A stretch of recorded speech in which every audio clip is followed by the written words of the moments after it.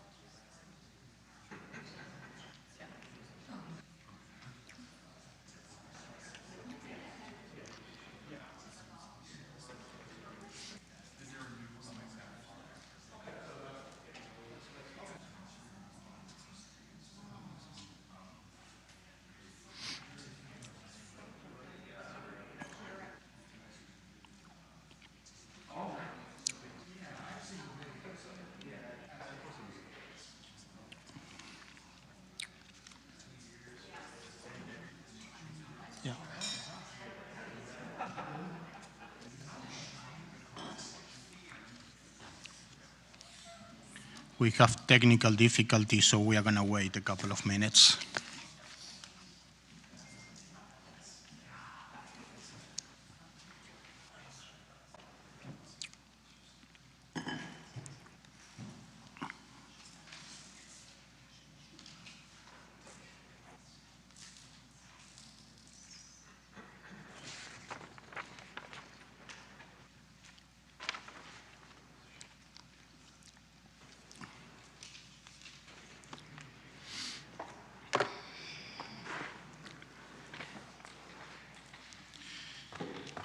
Good evening. I would like to call to order the April 28, 2026 meeting of the City of West Palm Beach Historic Preservation Board.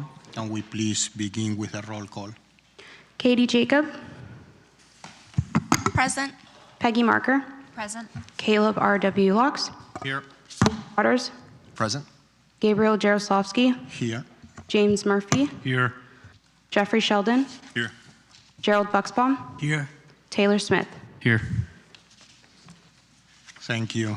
We will now move on to the approval of tonight's agenda. Does staff have any changes to tonight's agenda as presented?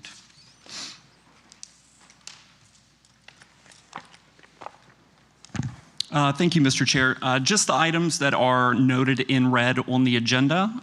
Continued items will include item 6.1 at 232 Dyer Road. Continued item 7.1, 229 Plymouth Road, and continued item 7.2, 212 Dyer Road. And those are all anticipated to come up at the May meeting. Thank you. Any changes by the board? Can I have a motion to approve tonight's agenda? I move to approve tonight's agenda. Second. All those in favor? Aye. Any opposed? Motion carries. We now move on the approval of the minutes from the last month meeting. Any changes to the minutes as presented in the packet? No. Motion to approve. Second. All those in favor? Aye. Aye. Any opposed? Motion carries. We now move on to the report of the City Historic Preservation Planner. Thank you, Mr. Chair. Jordan Hodges, City Historic Preservation Planner for the record. Just a few items that are on your agenda. First of which is just a reminder that the May HPB meeting, due to the Memorial Day holiday weekend, is going to occur on Wednesday, fourth Wednesday of the month. So that's Wednesday, 27th. Secondly, next month is May, which is National Historic Preservation Month. And historic preservation programs across the country typically host their awards program in May.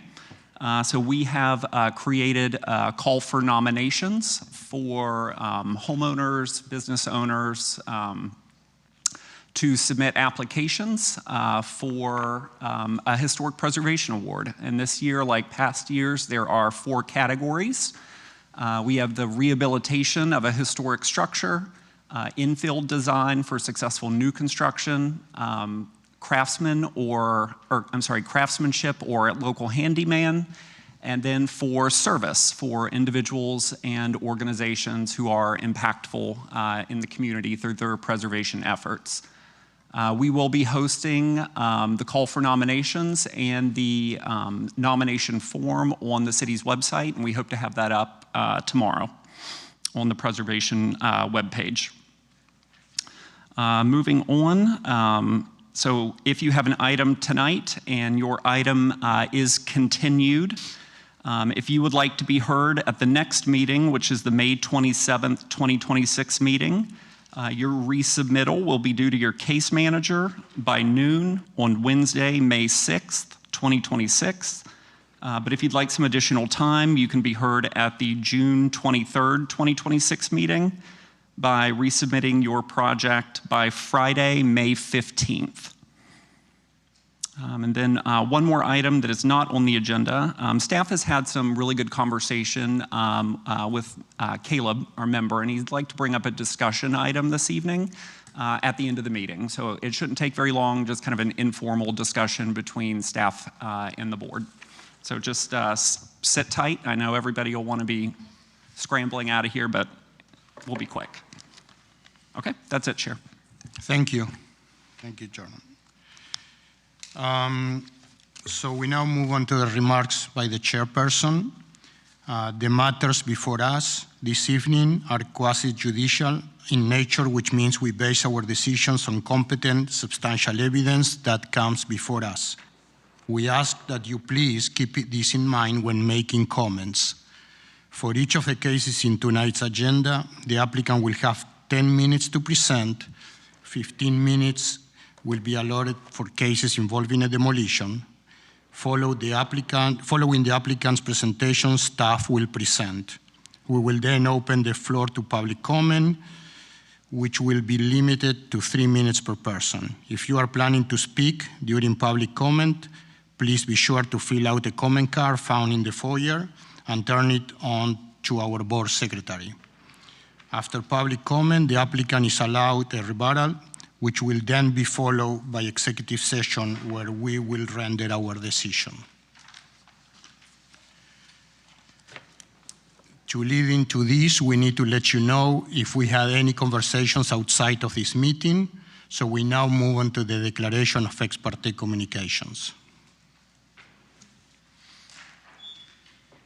As to all matters on tonight's agenda, I, Taylor Smith, have not had ex parte communications. I have not received written communications. I have not conducted an investigation. I have not made a site visit. I have not received expert opinions. I request that these disclosures and all written communications be made part of the record. I, Gerald Bucksbaum, as to matters before our board this evening, April 28th. I have made a site visit to HPB 26-10 and met with the GC.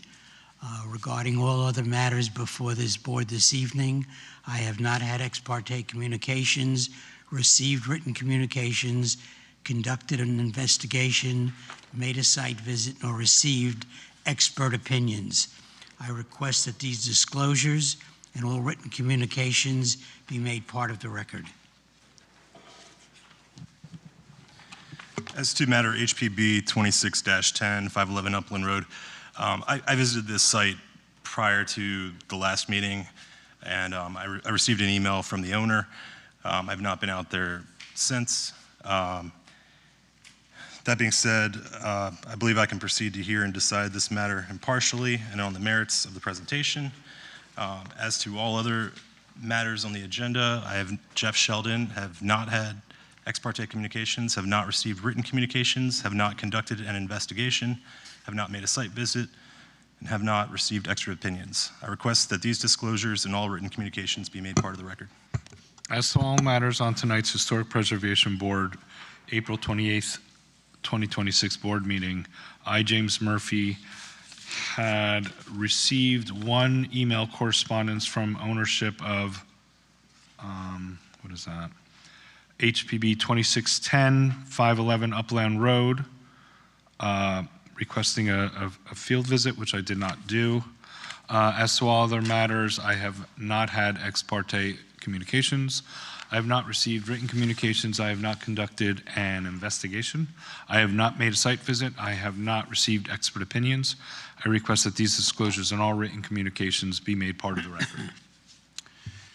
As to all matters in tonight's agenda, I gave Jaroslavsky, have discussed all items with staff, but I can make my decisions based on the evidence presented. Except for that, I have not had ex parte communications, have not received written communications, have not conducted an investigation, have not made a site visit, have not received expert opinions. I request that these disclosures and all written communications be made part of the record. As to matter HPB 2610, I, Kyle Waters, I have done a site visit, I met with the builder. As to all other matters on tonight's agenda, I have not had ex parte communications. I have not received written communications. I have not conducted an investigation. I have not made a site visit, and I have not received expert opinions. I request that these disclosures and all written communications be made part of the record. Thank you.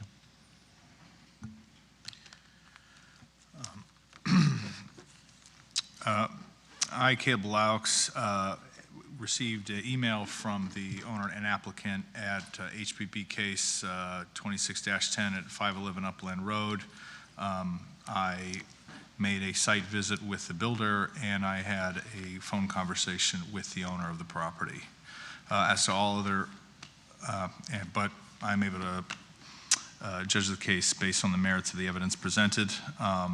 And as to all other matters on tonight's agenda, I have not had ex parte communications, have not received written communications, have not conducted an investigation, have not made a site visit, and have not received expert opinions. I request that these disclosures and all written communication be made part of the record. As to matter HPB 2610, 511 Upland Road, I did receive emails from the owner requesting a site visit. I was unable to accommodate it.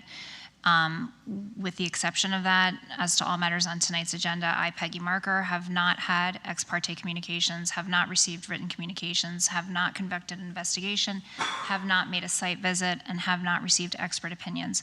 I request that these disclosures and all written communications be made part of the record. As to matter HPB 26-10, I, Katie Jacob, did have written communications with the owner via email and made a site visit and spoke with the GC. As to all other matters on the agenda, I have not had ex parte communications. I have not received written communications. I have not conducted an investigation. I have not made a site visit. I have not received expert opinions, and I request that these disclosures and all written communications be made part of the record. Thank you. We now move into the swearing of the speakers. If you plan on speaking at today's hearing, please rise and raise your right hand to be sworn in. Do you swear or affirm that the testimony you're about to give is the truth, the whole truth, and nothing but the truth? Thank you. Thank you. You may be seated. So we have one consent case in tonight's agenda. May I have a motion to approve? I motion to approve the consent agenda items. Second. All those in favor? Aye. Aye. Any opposed? Okay, motion carries. So if you are here for case number HPB 26-21, 1914 Lake Avenue, your project has been approved. Thank you. So we now go to continued cases. The first case that we are going to hear is case 7.3 HPB 25-79 at 3180 Washington Road. Can I have the applicant presentation, please?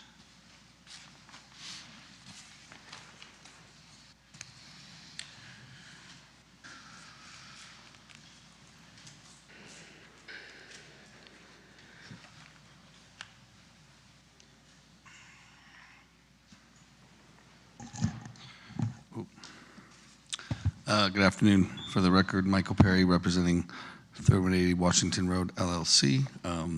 Thank you. We're coming back to you all. These are all some of the newer members. This is a non-contributing house at 3180 Washington Road. Photographs of it up here to the right. This house will be demolished. We had come with some previous plans for and took all of the comments by staff and members in consideration, and we've worked our site plan to expand the house to the north a bit so we can have and turn the front door towards Washington, so reduce that in size. Now we have what's more like a home approaching Washington Road instead of sort of something off to the side. That was original what we proposed. We also looked up and down at the houses around, looking at some of the contributing houses in the neighborhood. We working on 3140, so what we decided to do was use some of those elements from 3140 Washington as our window surrounds, overhang details, and front door cypress. So we looked at that, reworked our elevations, and here's the front rendering that faces the street. So you see those window details here at the side of the garage, and then off to the left of the entry. We've done some divided light windows and doors in the front facing the street. Floor plan wise, here you have the new floor plan. See the front door that now faces Washington. We've opened it up to the back. So we have second floor with some areas here, bedrooms upstairs. Roof plan, this is the previous house that was on the property. Go back, sorry, there's our new elevation of the front. Again, cypress garage doors. Our windows to the east are larger pane glass, similar to what we have actually at 3140. Some of the staff comments we've discussed with them, and we'll adjust the window on the corner to have some mullions and get with them on sizing as they've requested. And there's a rendering from that, hedging between 3180 and 3140 as you approach the front door to the garage. Sort of looking to the southeast, and the back of the house that's looking straight to the east. And then the loggia here off of the rear of the house as well. And barrel tile roof, cypress outlookers, and over details, metal windows and doors to keep our profiles similar to the original, what was at 3180 and what's similar to what we're using there at 3140. And that pretty concludes my presentation. If you have any questions. Thank you. Can we have the staff report presentation now, please?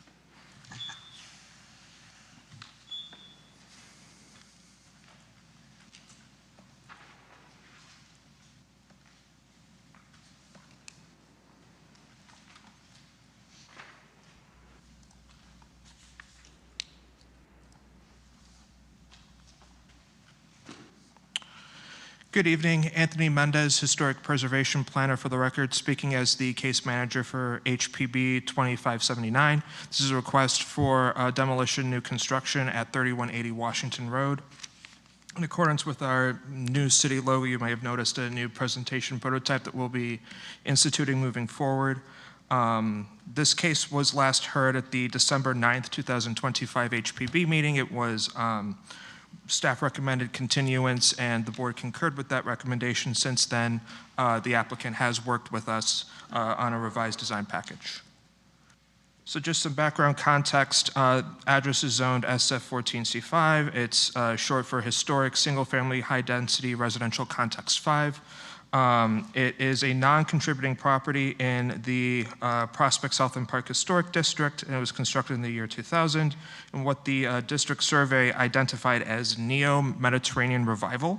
The Prospect Southland Park Historic District was designated locally in 1993, listed in the National Register for Historic Places in 2011. And the periods of significance are 1920 to 1935, 1938 to 1958, and because this property was constructed outside of those periods, this property is not contributing. The request for demolition and new construction can occur, but as a simultaneous request before the Historic Preservation Board.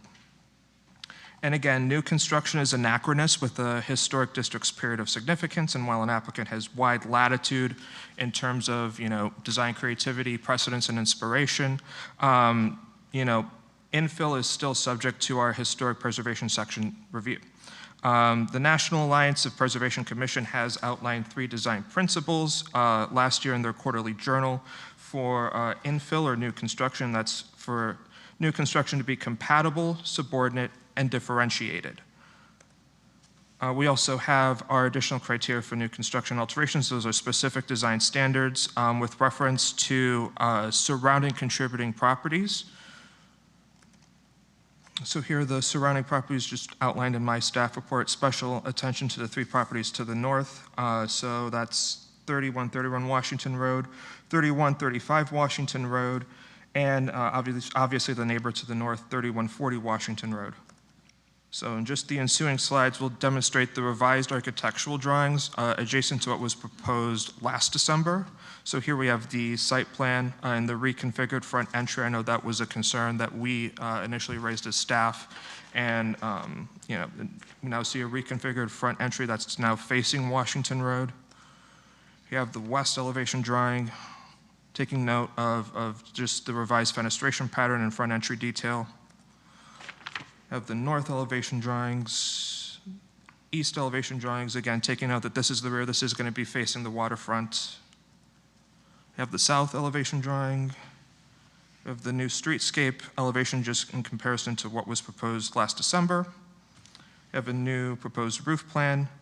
And then just our zoning analysis in this iteration per section 9483B3B, it talks about the maximum wall height. So at this section, so the request complies with that provision at 21 feet 6 inches, since the applicant has provided that additional 1 foot 6 inch of side setback. And then just one of the conditions would be that the applicant would have to submit a landscape plan in the future just to confirm compliance of the quantity for front yard landscaping. So that's in section 94.482 in Article 16. So there are still some concerns in this design package, but in light of these 3 design principles that I previously mentioned and the compatibility criteria, we are recommending approval with conditions before you this evening. We have 15 listed conditions. We were able to configure a way to resolve a lot of our concerns. Our concerns primarily entail the primary facade, fenestration, architectural details, and just overall simplicity. While infill definitely can have its charm, it should have some kind of simplicity to it to sort of be, you know, subordinate and compatible with the surrounding contributing properties. We also have, you know, just a lot of our conditions are pretty standard and generic. Since this is new construction that is on a waterfront and it's in the flood zone. So per condition 11, the applicant shall provide dimensions of any proposed mechanical equipment just to ensure compliance with section 94.305B4, which states that on-site plan at the time of building permit that mechanical equipment can't intrude more than 4 feet into a setback. And then per condition 12, it also mentions it's a relatively new provision regarding fill, and that limits the fill required within the setbacks to 1 foot above the natural grade. So it is 2 motions for this item. It's the recommendation for approval for the demolition and approval with conditions for the new construction. So just further elaboration on the first condition. Again, new construction allows for a wide latitude of creativity, but should take its cues from, you know, its surrounding properties. So what we could kind of ascertain in this iteration was that it's sort of mimicking the north neighbor of 3140 Washington Road. And so that property was constructed in 1940. It represents a later phase of that Mediterranean revival style. It was more restrained and more simple. So here we have the primary facade that we've outlined here. There's some inconsistencies with the fenestration. You see the 6-light pattern, but you see that the panes themselves are actually different sizes. So for instance, yeah, GU217 and GU103, they're different sizes. So staff recommends utilizing a consistent window type either casement or fixed, and a uniform pane dimension for all windows that are visible from the public right-of-way at the very least, and that would probably require adjusting the number of openings as needed to achieve that cohesion.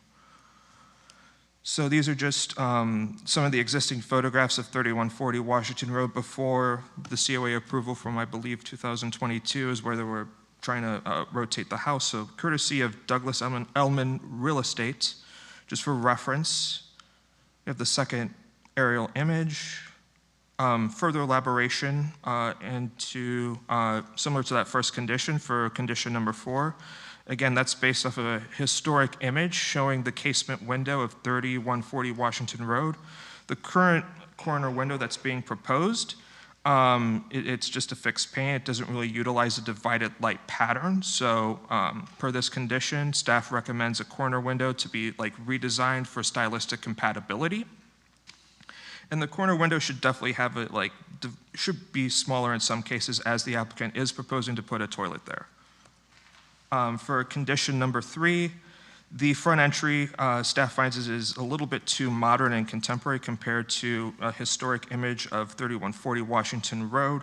So we imposed that condition to have the applicant work with staff on a revised front entry sequence that's a little bit more in keeping with that 1930s, 1940s Mediterranean revival style detail. It could include appropriate side lights, engaged pilasters, for example. For the 5th condition, there should be a consistent eave height. I know our applicant has just informed me that there's some zoning issues that arise in sort of raising that element. I mean, we're happy to work with the applicant and seeing what we could do in terms of, complying from a quantitative standpoint. But essentially speaking, we came up with that condition as there should be a consistent eave height along that south facade. And then corresponding to consistent eave elevation, the massing of the roof and just the roof shape should be simplified a little bit more. And on the topic of contiguous elements, we also have condition number 6 that the stucco banding should be contiguous along the primary facade. Per condition number 7, we have that the current application seeks to sort of replicate those window surrounds on the northern property. So staff is recommending for this arrangement to only utilize the rounded brick window jambs. So here's just a sort of detail of how that would look like in plan.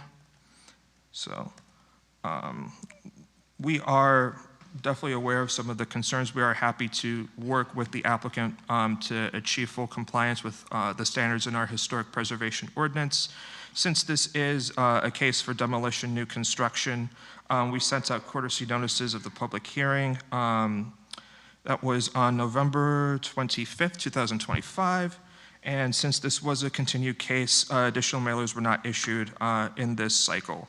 A legal advertisement was placed on April 18th, 2026, and we did a sign posting on January 16th, 2026. So in accordance with our recommendations, we have the applicable codes for demolition, section 9449 C4B2, and our additional criteria for new construction alterations. So with that, that concludes staff's presentation. Thank you. Great presentation as always. Questions from by the board? Either for staff or the applicant, is this project maxed out on the floor area ratio? Is that what was the issue with the stair element?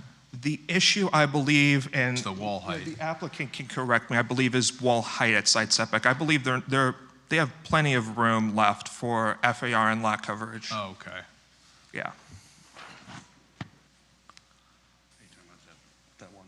Yes. I think we can, Jordan and I just talked about it, I think we can do it. The house is aligned with the south property line, and so as it goes back, that little section, I think, is out of that setback. So if we raise it, when you look at the two-dimensional elevation, it looks like it won't meet it, but when you see what I'm saying, Jordan, as I just look back, because as that property line goes back, on the north side, it's on an angle. So I think if we raise that to match the eave, it will work just fine, because we'll be out of the setback. You follow what I'm saying? Yeah, yeah. Okay. Yeah, it's just because that, if we're. I think I understand. The property line goes on, the north property line goes towards the northeast, and that's a little bit step back, so it will work. Okay. But if we look at it from straight on, it doesn't work. But I think that works, no problem. And I'm happy with all of the comments that he made. I understand the window dimensional things and the details, so we are totally fine with that. Michael, I have a few questions for you. First of all, I think it's definitely an improved design from December. What's the crown of the road elevation? You're gonna ask I me couldn't something I find can't that see. on the survey. And also, what's the finished floor elevation required to be? The finished floor elevation is required to be 9, which matches what we're at 3140. I just have to get to the crown of road, sorry. So, that, if I can even see it. The crown of road elevation. It's crazy, I've put these on there, right? Well, the crown of road at one of the meters shows it at 232, and at our corner of our property, it shows at 4.25. Okay. The existing house is below the minimum 9, I trust. Yes. Yes. Hold on, I'll go back. And do you think the ownership, do you think the ownership would be interested in retaining the existing front wall? Yeah, I'm sure we can, manage that and work that in. Yeah, sure. Well, that would probably dramatically change your driveway approach, keep the apron where it's at, maybe re-examine how you enter the driveway into the garage, because it's kind of a little awkward now. You're kind of like doing a hairpin turn to get in. I think if we kept that, it would probably help too, because if you look there, we're up at 3.76. And the seawall and dock are new, we're going to be new, I assume? Yes. Mm-hmm. That's already run across, new. So. And I don't really understand how your yard section is working with that 9, the dramatic increase from the road, the spot elevations, and the limitation of the 1 foot maximum fill. I'm sorry, the house is at 10, the garage is at 9. So if you look at the plan that's C1 from Gruber, he has broken that down as to how that 1 foot of fill works with outside the setback. C1? C1, it says all the way in the back. So C1 shows the garage at 9 and the house at 10.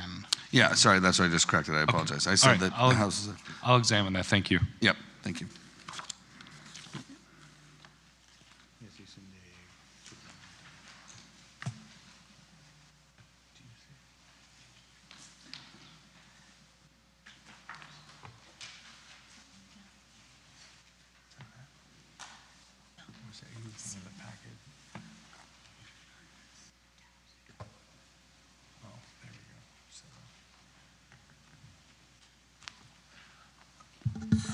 Question for the applicant. On the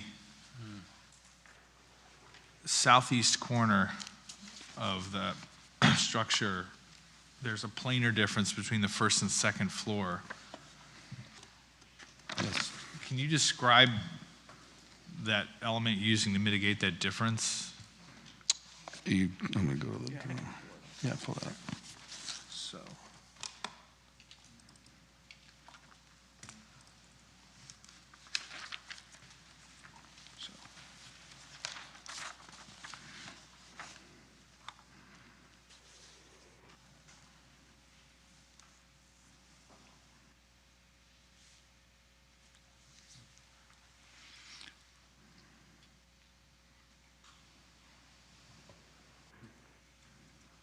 Are you talking on the here? Yeah. Look at how that looks in flat elevation, sorry.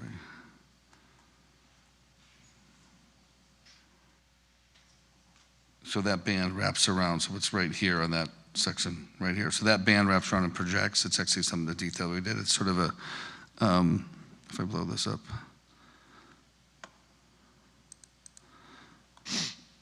This coral reef detail wraps around and ties back into the other. So there's a little sill detail there that overhangs. Right on that. You're talking about right on this side, right? Yeah. Mm-hmm.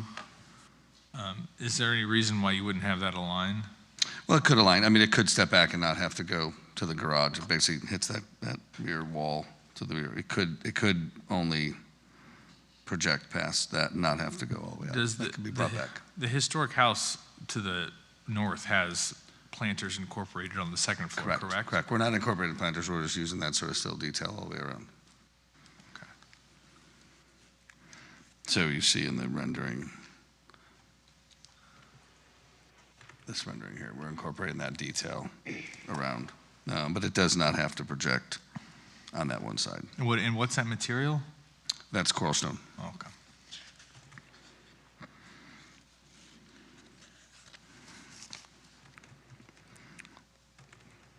I mean, unless the second floor or the second floor pushes out, because the second floor is inside of the first floor in that area. Okay. Thank you. Mm-hmm.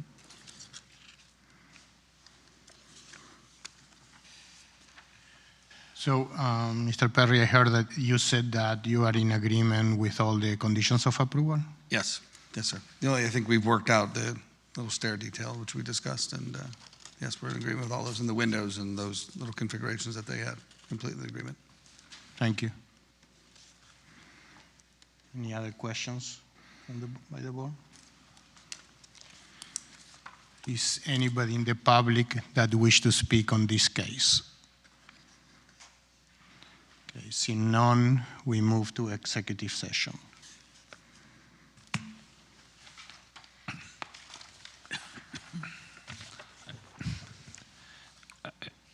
I mean, it's fine. I think the conditions that staff has imposed will improve it. Just seems very wasteful to demolish a house that's so young, to build something that's so similar in floor plan and size and orientation and this, but I guess below flood seems just wasteful, but I'm fine with it. I do think that the retention of the wall would be beneficial to the existing neighborhood and the sidewalk experience, and keeping that and having them reorient the driveway approach, working with staff would be, if my colleagues are amenable to that, would be the only condition that I would suggest. Mr. Murphy, are you convinced this meets the height mitigation between the street and the finished floor elevation that was a concern last time this came before us? Yeah, I mean, I looked at the site planning. I think that was absent last time, was the topography, and I'm seeing it now, and I think that it's really something that, we as a board, and I'm sure staff is really paying attention to, that these new constructions are really, I mean, that's 6 feet. That's Jordan's height. It'll be higher than the road. Where the finish, are you 6 foot? I mean, that's significant, and the grading of the site is particularly of significance as well, particularly when there's an infill project that, not in this case, but that is abutting a lower lying historic property. I really think that the board should take real caution on, but I think that it is satisfactory, and there's conditions that they'll review it prior to permit, and that's why I think the wall will kind of cover the hill that they have to drive up. That was kind of the motivation of keeping the wall. I agree, and I agree. I think it's an improvement, huge improvement for the previous design. I have to admit, I was kind of confused at first by the massing from the elevations until I saw the roof plan. It kind of cleared things up a lot for me. The one thing I'm reacting to is the kind of, the snout house appearance of the garage. And I think that my reaction is I think the massing of the garage needs to be massaged a little bit. I understand it's set backing up, but I'm not sure that looks as successful as the most primary street forward element of the entire house, because it looks like a heavy mass is floating in the middle of a roof, which is really not tectonically what you would do. it would make sense if it was read like a wraparound porch, but it doesn't have the depth. So it's kind of missing that differential. I think, I'm trying to think what I would suggest, and there's either the mass steps in, and the entire mass steps in, not just the first or second floor at the garage, and there's a potential for that at the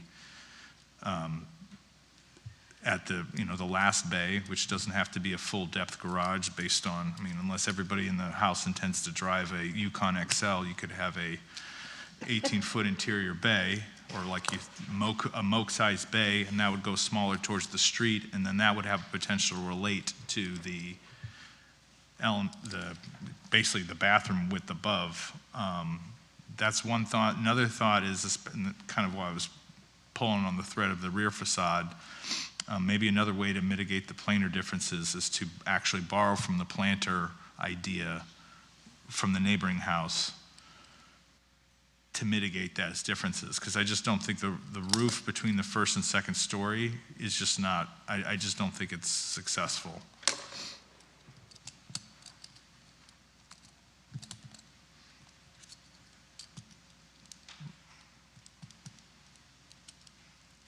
I mean, and I will say, other than that, it's like I said, I always look at the roof plans first, and so it's a very clear partie. I just think it needs to be massaged into the partie it wants to be, which is articulated in the roof plan, and not have so many, bumps in and out from the first and the second floor. I would consider actual masses from two-story masses coming in and out.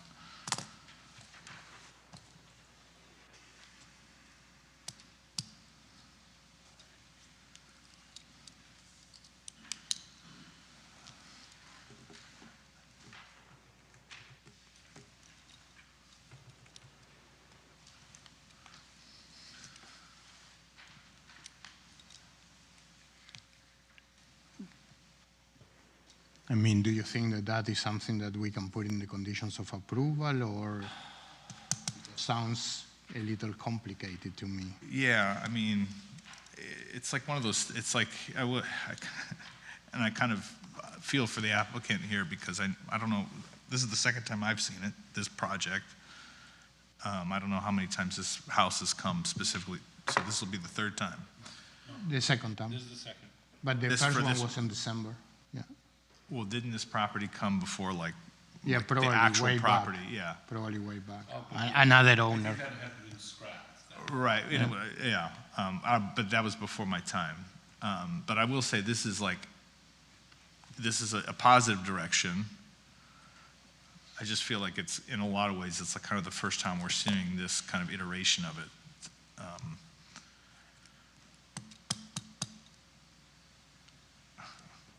Yeah, and I feel like the condition I would impose just to make the garage mass work would be kind of like a sound like a choose your own adventure novel.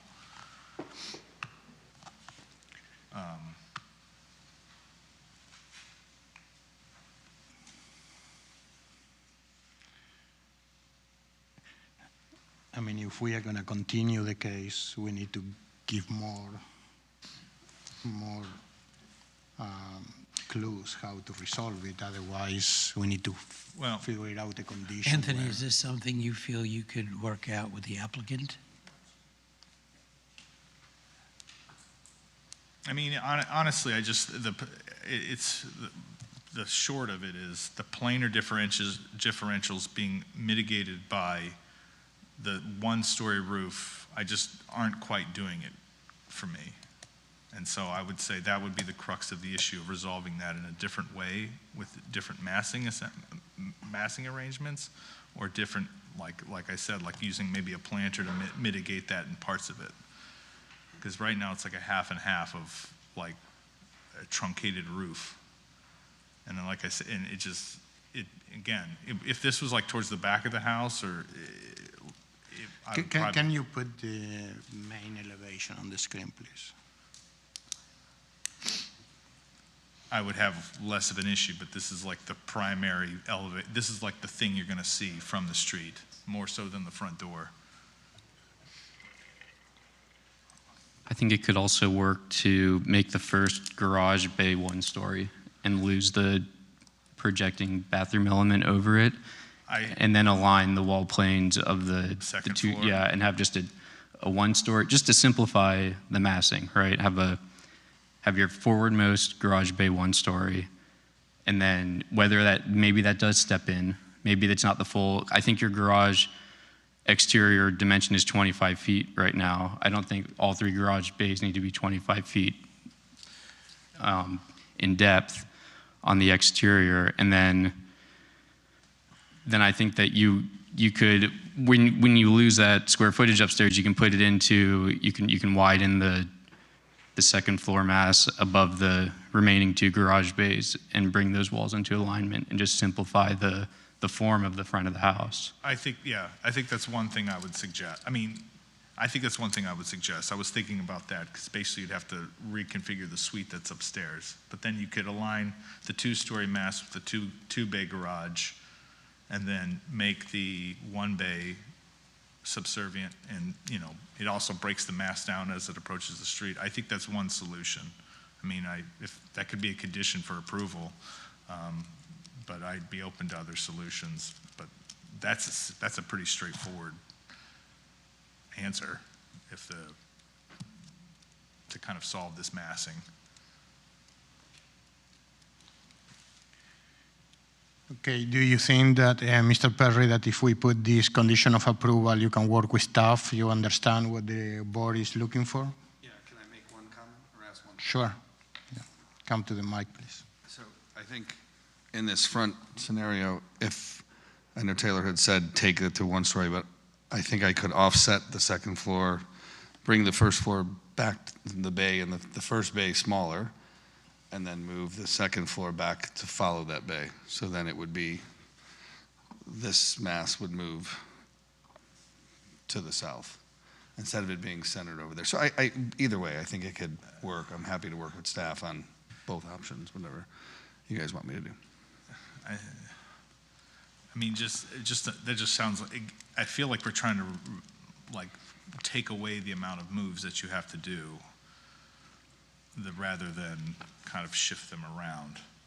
So it's not the fact that this thing, like I kind of agree with Taylor here. I think I want to chop that bathroom off and find some other space to keep it contained within that mass. And then maybe it becomes, because then also that roof can also, even if it's, I mean, I would reduce it, but that roof can then fully resolve and kind of make more sense. Fine with it. I can work with Anthony if you want me to. Thank you. All right, so somebody wants to make a motion? I can make a motion, and then, Mr. Murphy, what was your condition you wanted to append? That the applicant retain the existing front wall condition and existing apron and work with staff on incorporating that existing condition into the proposed site plan. Wait, what was the second? Retain the wall. Wall and the apron, the curb cut. Oh, keep apron. Oh, keep the apron. And I'm just going to retain front wall and apron. Okay.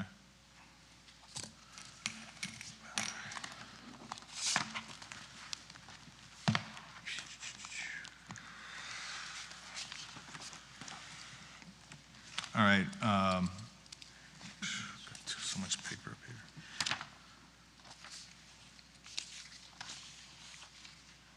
I move that the board approve case HPB 25-79, 3180 Washington Road. In addition, the approval of this request is made upon the following restrictions, stipulations, and/or safeguards that I move are necessary to ensure compliance with the purpose and intent of the Historic Preservation Ordinance, the historic preservation element of the comprehensive plan of the City of West Palm Beach, the Secretary of the Interior standards for rehabilitation, specifically 9 and 10, and the compatibility criteria set forth in Section 94-49 of the city's zoning and land development regulations. The conditions include the following: that the applicant retain the front wall and apron for the permit, and that the garage massing be amended for the single garage bay to be reduced in width as viewed from the street, and the removal of the second story bay that in this application has a bathroom. In addition to the 15 conditions. Right. Oh, yeah, sorry, yes, apologies. In addition to the 15 conditions in the staff, outlined in the staff report. So this is one motion, so let's approve, but we need another one for demolition.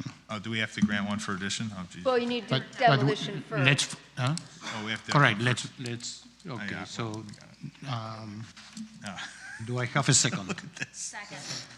All those in favor? Aye. Aye. Anyone opposed? Okay, the motion carries. Now we go to a demolition motion. I move that Historic Preservation Board approve application number, did you take my, what's the application number? 25-79 for demolition in accordance with the demolition guidelines as set forth in the Historic Preservation Ordinance, Section 94-49 of the city's zoning and land development regulations. The motion is based on the testimony presented along with the application submitted in the staff report, which constitute competent substantial evidence. Second. All those in favor? Aye. Any opposed? Okay, congratulations. The project is approved.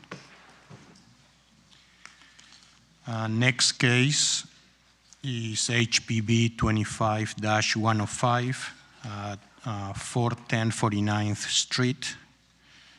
Can I have the applicant presentation, please?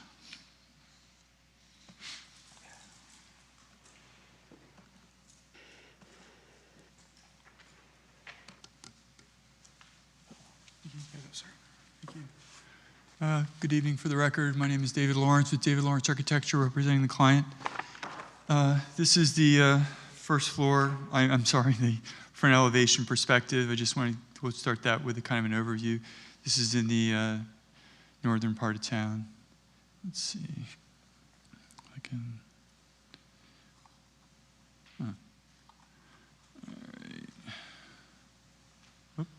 Okay, these are some site pictures. As you can see, the house is in pretty rough shape. You can see this is the front, this is the front porch which we're proposing to close in. This is the back where we're going to make the addition. This is the carport which we're proposing to demolish. This is the west side, east side, and so that's. If we work from east to west, this is what's on the corner, our subject property, and the property is through 5 to get to there. And then, let's see. Sorry.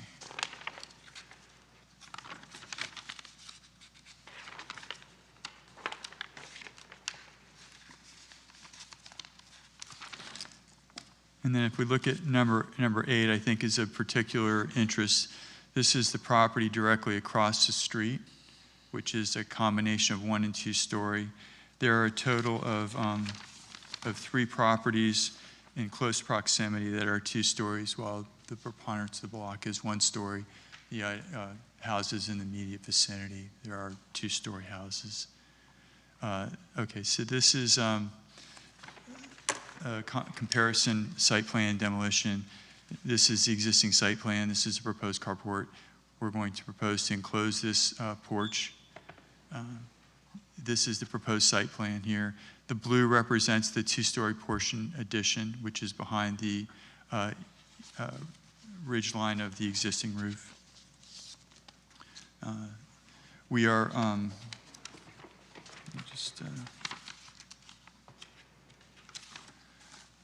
this house was, just want to mention, this house was built in 1935 according to records of the property appraiser.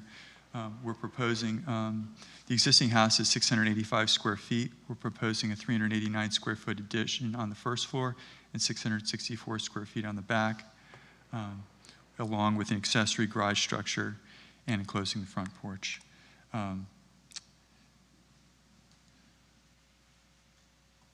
So This is the first floor plan. You see we're enclosing that porch, and this is the addition back here. This line represents where the existing house stopped, and we're making the addition over here, porch and the accessory structure. This is the roof line. We're using a gable roof to take our clues from the existing building. So this is the context elevations, and you can see this is the house across the street, which is our house has is very similar in massing to. This is the existing front elevation, proposed front elevation. We're proposing to enclose this front porch. Staff had recommended this, as you can see, this 8/1 the staff was of the opinion that that window was probably not original, so we went to a window configuration which staff and we agree that more closely resembles probably what was there before, and then we took the clues from that and applied it to the addition. And this is the rear of the structure. Side elevation, this is the east elevation, this is the accessory structure. This, you can see that's where the line of the existing house goes. This is a lower portion because of the wall height issues. It's set down a little bit, so this is the stair. So we just kind of brought that roof shed along to kind of keep it simple. This is the front elevation. We're proposing asphalt shingles. As staff has recommended in their report that we maintain the existing and maintain and renovate the existing house with the wood shingles, and then the addition would have the hardy plank shingles to it. This section shows you that our proposed interior ceiling heights are 9 feet and 9 feet. And we're proposing PGT windows, so this is just, again, the front perspective and then the rear perspective of the property as proposed. And that concludes my presentation. Thank you. And we have now the staff report.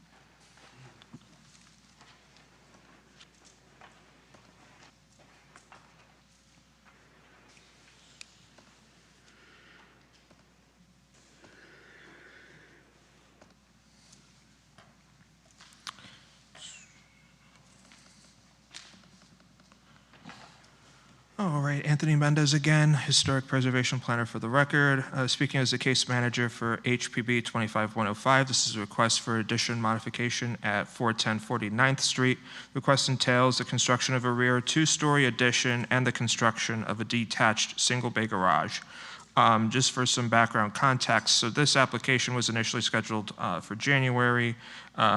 We had to continue it back in January, and it was scheduled for February as well, but after the publishing of the staff report, the applicant did request another continuance. So this is the first time that you as the board are hearing this case, even though this is a continued item. So just some background context. This is an historic single-family, low-density residential context 4, SF7C4, constructed in 1935 per the survey from the Northwood Harbor Historic District. It was designated in 2006 locally.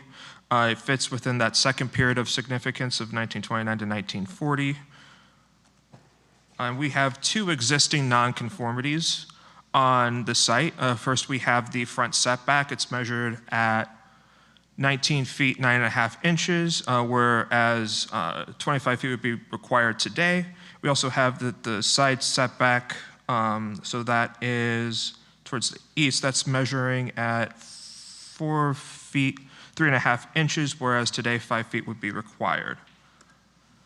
So we have just the surrounding buildings analysis, and just when it comes to evaluating this request in light of the surrounding buildings, we have predominantly one-story buildings along the south block of 49th Street. We also have the provision that states that for this zoning context, the wall height at side setback is 13 feet at maximum. So that is inherently going to make this second-story addition a little bit challenging from both a quantitative standpoint and a qualitative standpoint when we're ascertaining visual compatibility. The additional criteria, one of them is building height. So that is most definitely inherently, again, a challenge. Having said that, there is, a neighboring property just directly north that does have 2 stories. That is for 1749th Street. And that, allows evaluating visual compatibility in that sense to be a little bit easier on our end. It does allow for the possibility for this project, also from a quantitative standpoint to occur. So the ensuing slides will just now show, existing versus proposed. The applicant did intend to enclose what was an open porch with the paired casement windows. We have the east elevation drawing. We have the retention of the existing structure. Have the south elevation drawing, the west, and then just the streetscape just to see existing versus proposed alongside with 417 Street. We have the existing and proposed roof plan. The applicant has worked with staff since their very first submittal on a GAF asphalt shingle roof instead of the metal standing seam. We've also worked on changing that roof shape to go to a gable instead of the hip. So we've also worked on consistent fenestration and retaining a paired configuration on at least the front gable and also for the enclosure of the porch. The applicant is proposing aluminum windows on the addition with OG muntins. And then per condition number 1, just as a standard window condition, we do allow for low E glass on the non-street facing facades, but for the primary facade to have clear glass. So as mentioned previously, we have the 2 existing nonconformities. Per condition number 2, staff did extrapolate the dimension to comply with the front setback provision. So the applicant would just have to provide that dimension, which would be from the property line to where the second-story addition begins. Again, staff extrapolated that to be 39 feet 6 inches. And in addition to that, the applicant has utilized provisions to allow an increase to the wall height at side setback, and I'll elaborate that a little bit more in the ensuing slides. Also, the applicant is requesting a special exception green bonus that is specifically granted by the board. It allows them a 3% bonus to FAR. Section 9485 mentions the green building standards in the specific ways that the applicant is exceeding the energy code as outlined. It's in figure 6 of my staff report. That's a slight typo that was on my staff report. It's in figure 6 of my staff report, not figure 5. Finally, the applicant would have to submit a landscape plan at the time of permitting just to confirm the compliance for front yard landscaping. So here we have the extrapolated dimension from staff. We also have just the green building elements from the applicant. The special exception, again, has to be approved by the board. It is worth a discussion perhaps during executive session for this case. The green building elements have always been extensively broad. Having mentioned that, the green building components to this exception should, generally speaking, not include something that we consider to be standard practice today. With that in mind, per condition number 3, the green building special exception bonus utilizing Florida-friendly landscaping has to be subject to the review of our city's landscape planners at the time of a building permit. We do not have a landscape plan, so there needs to be, I guess, some more elaboration or specificity as to what that entails. That may include introducing mulch, that may include introducing a greater percentage of required native plants, I believe, yeah. So there is a section on he has mentioned drought tolerant landscaping, and there is a section in Florida friendly landscaping talking about that. But again, we don't have a landscape plan. So it is a little bit difficult to, see that and see if that qualifies as a green building bonus. Again, this component is possible to incorporate into a green building element. We just need more specificity. We've also provided the zoning table for the proposed 303 square foot garage. And then going back to the wall height provision, the current minimum site setback, that's an existing nonconformity, but we have that set at 5. The wall height can increase by 1 foot for each additional 1 foot of site setback. So they are complying with the height proposed for that small addition, for it to be 15, because they have set back an additional 2.25 feet to get that height to go from 13 to 15. And the applicant has also included additional side setback of 11, 9.25, so that's 6 feet, 9.25 above the minimum required to get that height of 18 feet, 8 inches on that larger addition. So because of that, they are compliant with the wall height side setback provision and allows them that second story. We appreciate the applicant's willingness to work with us to address, the roof design, fenestration, material selections. We are recommending approval with conditions before you this evening. We have identified a few minor outstanding concerns that can be resolved through our conditions and during the time of building permit review. I've already outlined conditions 1 through 3, so just to elaborate on conditions 4 through 5, it just includes the retention of the existing wood lap siding and the retention of the historic wood windows. So for condition number 4, staff's primary objective on that is to just retain as much as the lap siding as possible. It currently exists. We provide examples of siding that would be acceptable for the addition or for where it is deteriorating.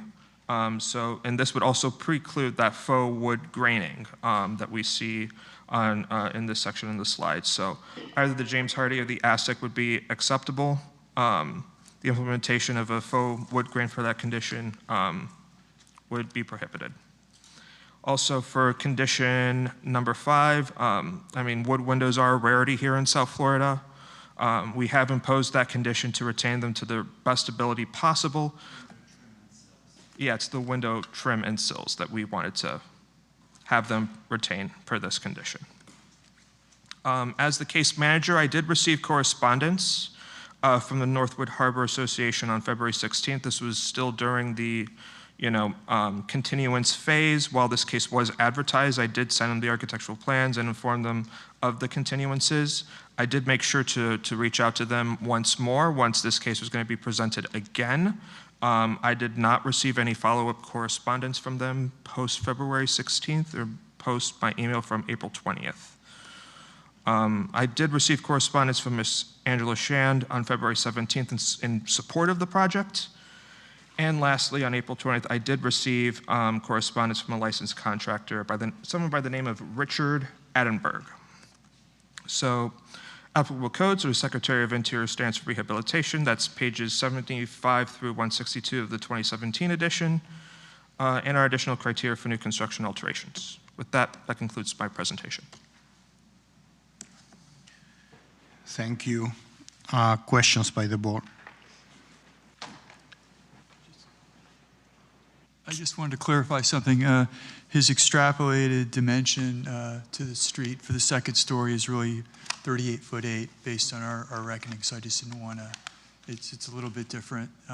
And also, I wouldn't want to disagree with staff, but I think, aren't we allowed a contextual setback in this thing? And if you review if you just go look at an aerial, this building is in alignment. And first off, we're not extending anything into that, even remotely close to that. But the house is consistent in its contextual setback on the street side, just to clarify something. That's it. Now that you are here, Okay. Did you read the conditions of approval? Yeah, as I stated in my presentation, yes, I'm in agreement with the conditions of approval. Thank you. So questions by the board now. Question for staff. Does the accessory garage have a minimum setback from the principal structure? So it has to have a minimum building separation of 6 feet. There is a special exception bonus that actually increases that dimension to 15. It looks like it's closer than 6 feet to the porch. I mean, we're going to have to zoom in there.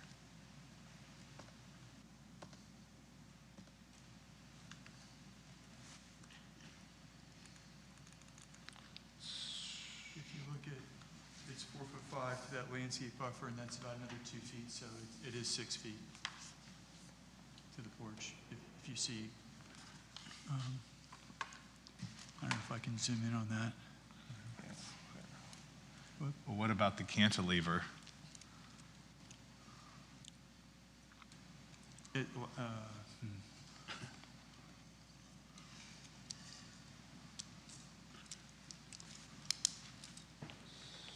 I can see that it's 9'6" wall to wall. Well, no, but there's a cantilever on the second floor. I believe it meets it, but if it doesn't, we'll reduce the size of the garage to make sure that it meets the 6 feet. Any particular reason why you had that cantilever We just kind of needed the room. upstairs? Yeah. I mean, the existing house is about the size of 2 parking spaces. It's tight, and the reason we didn't go for because of the size of the site, we couldn't get the accessory bonus for the garage because it couldn't be fit in. So, but theoretically, you could take that back on the second floor if you wanted to. You On mean the first remove it? floor. Like, there's nothing precluding you from having that additional square footage on the first floor. Is the lot coverage maxed out? I thought. 29.4. It's close. Okay.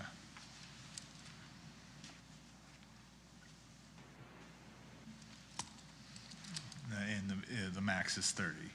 Correct. We are under on FAR though, based on the bonus. So it's 0.43 is allowable, and we're doing 0.42. So.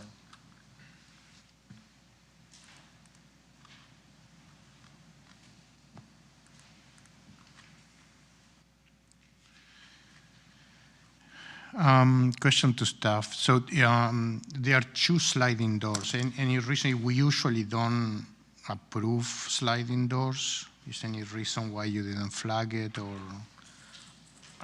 It's part of an addition. If this was on the historic structure, we definitely would take note of that. We're amenable to allowing it on an addition. Having said that, I mean, if there's a consistent policy as to, sliding doors are a no-go, we'll be more than happy to flag that in the future. Thank you.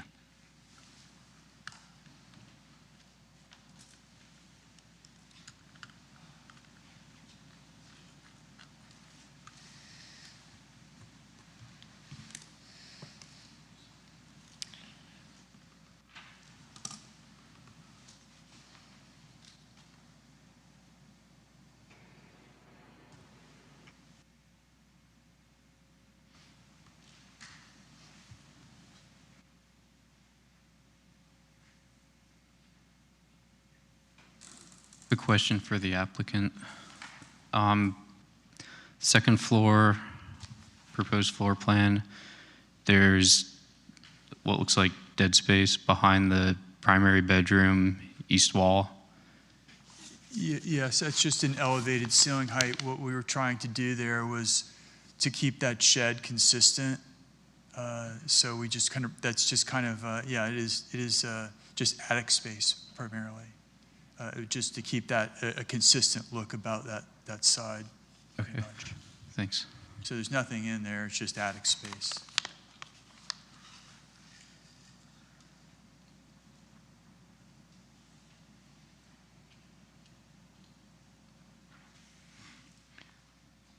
No more questions by the board? Is anyone in the public that wish to speak on this case?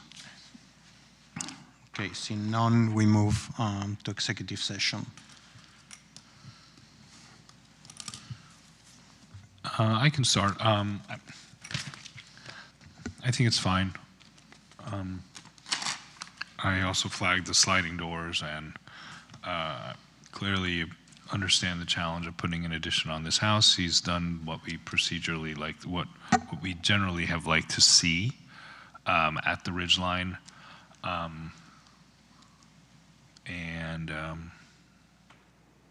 Porch seems to be already enclosed, so I'm not averse to that as well. Thank you. On the west elevation where now that I'm looking at this, at the west elevation where the new meets the old, it looks like there's a line differentiating, but in plan there's no planar difference. I think I'd push a planar difference of at least 8 inches to mitigate that. I mean, it's, yeah, I don't see it. It just looks like it continues straight on in plan, so I would bring that in. Is that going to create an issue with the ridge and the slope of the roof? No, it'll just expose it'll expose the downslope more a little bit. Yeah. I mean, it's just more, I mean, it's the same amount of flashing and everything. I mean, and also I would, that dead space behind the master bedroom, I would push back about the cantilever on the second floor. Honestly, I almost feel like you could have the cantilever at that side where it would be less obtrusive, and then use that square footage where it grabs the ground on the front side.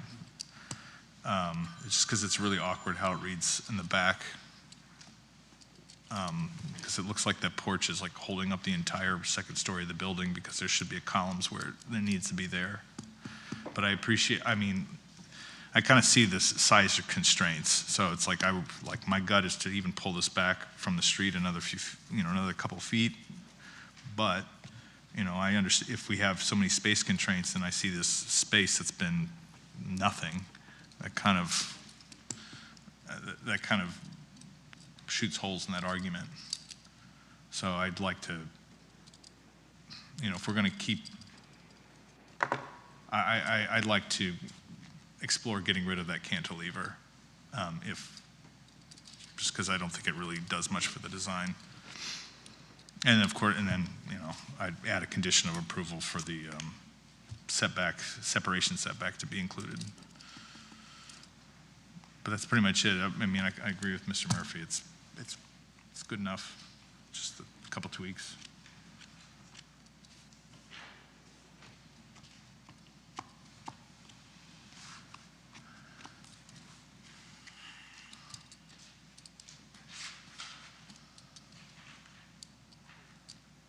So are we suggesting that we're going to require the doors to be not sliders? No, we're just commenting on the fact that okay. We don't like it. Yeah, we usually don't approve sliders. No, I know. I just didn't. I was looking at like if they were in, it would have been a problem. No, I personally, I am not too sure that they can achieve removing that cantilever, without losing all this area. Because if we go to the second floor, the whole floor plan is really tight. And, Well, no, I'm saying continue on take the cantilever out of that lean-to addition and add it to the first floor. I mean, and I would argue, like, this is not a big house, and now it's got a massive kitchen. So there's something to be said, being like, all right, well, in a 3-bedroom house, a small house, it's like, we kind of work with the amenities that you have a little bit, maybe play around with that. Anthony, wouldn't the cantilevered enclosed air-conditioned space count towards lot coverage on the second floor? So let me see. And if he has FAR, just add to the first floor and Yeah, you could add to the first floor. I mean, because Yeah, it's kind of what I'm thinking. Yeah, it's kind of what I'm the thinking. second floor cantilever should count towards lot coverage. I mean, Yeah, it's not going to count towards lot coverage. it what? It will not count towards lot coverage. The second floor cantilever you're mentioning?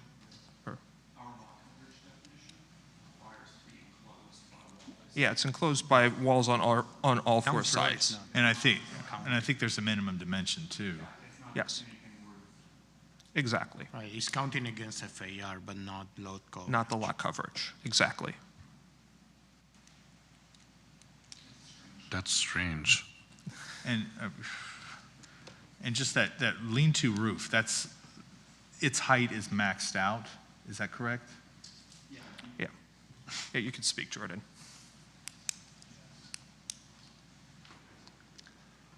When the historic district zoning was put in place in, I think, 2010 or 11, there were very clearly studies done of the districts. And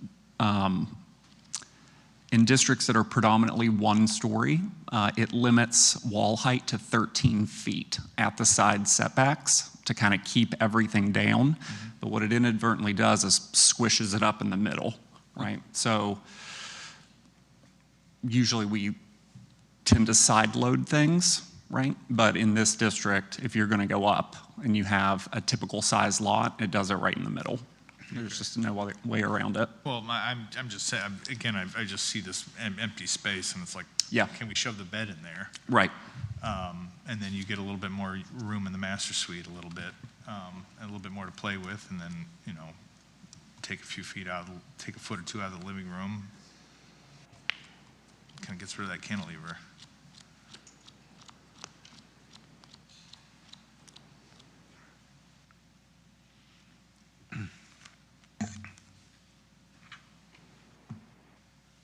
Okay.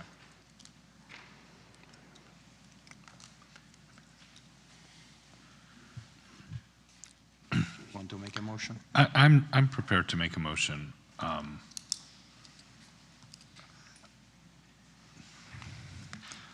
I move that unless there's more discussion? No. I move that Historic Preservation Board approve application number HPB 22-105, COA 000-407-2025 at 410 49th Street for alterations and additions in accordance with standards 9 and 10 as set forth in section 9449 of the city zoning and land development regulations. The motion is based on the testimony presented along with the application submitted and the staff report, which constitute competent substantial evidence. In addition of this request, the approval is made conditional upon the following restrictions, stipulations, and/or safeguards that I move are necessary to ensure compliance with the purpose and intent of the Historic Preservation Ordinance, the historic preservation element of the comprehensive plan of the City of West Palm Beach, Secretary of Interior standards for rehabilitation, the additional compatibility criteria set forth in section 9449 of the City zoning and land development regulations. The conditions include the following 5 conditions identified within the staff report, with the new condition number 6 that the sliding doors be swapped out to French doors. And that's it for me. Second. We have a second. All those in favor? Aye. Any opposed? Okay, motion carries. Project approved. Thank you. Next case is HPB 26-10, 511 Upland Road. Can we have the applicant presentation, please?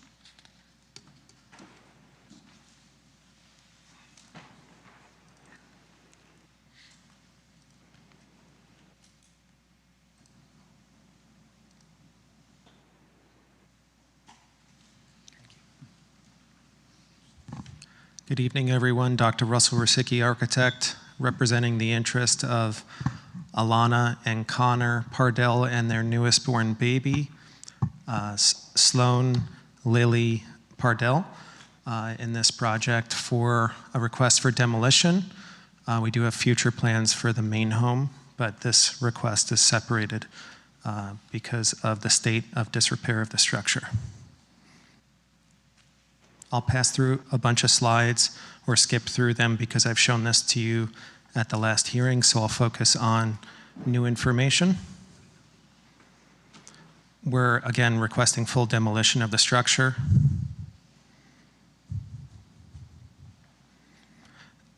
The house or the detached structure has an unusual close proximity to power pole that is leaning with guy wires that cannot retain that power pole. The power pole will be replaced. You can see it kind of off angle.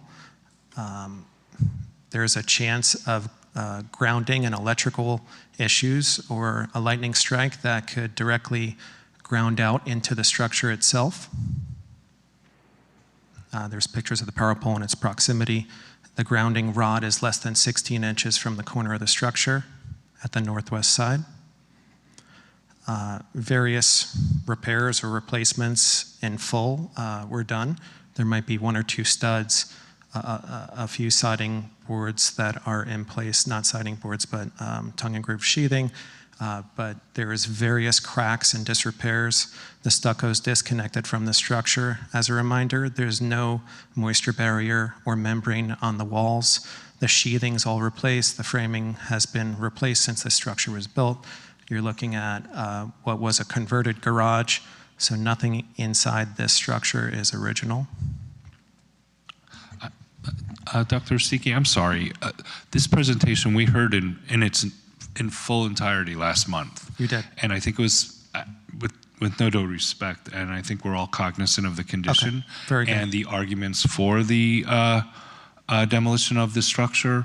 I think several of the board members deferred the matter for a mold, more expansive mold. I think. And we requested the mold. Yeah, I can jump to that. Great. I'm sorry. But No, don't be sorry. Thank you. I just want to make it kind of concise for ownership for your owners that are here. Yes, I understand. Thank you, Mr. Murphy. I would just like to say before I introduce them is that what we didn't get to say previously is that there is clearly a hardship finding. One of the board members had mentioned the severity of the hardship, which would be essentially deconstruction. And then the building and the structure itself is unsafe. Those two grounds are the basis of our request for demolition. And I'll introduce the mold experts. And this is the slide where they can begin. So we have Niv and Chris here. They both have been at the property. This is my first time meeting them today as well. Hello, I'm Chris Justice. I'm a licensed Florida mold assessor. And the photo right there, upon inspection, you can see that there's a lot of missing bottom plate where the framing should be pressure treated, and it's not existent, so the wall studs are touching the concrete. That's going to create some rot and some water leaching. And then the ceiling where the red circles are, those are spots where you can see visible wood rot, and direct surface samples were collected there. The mold species is Stachybotrys, and there's also some Chaetomium. Both of those species produce mycotoxins, so they're extremely toxic.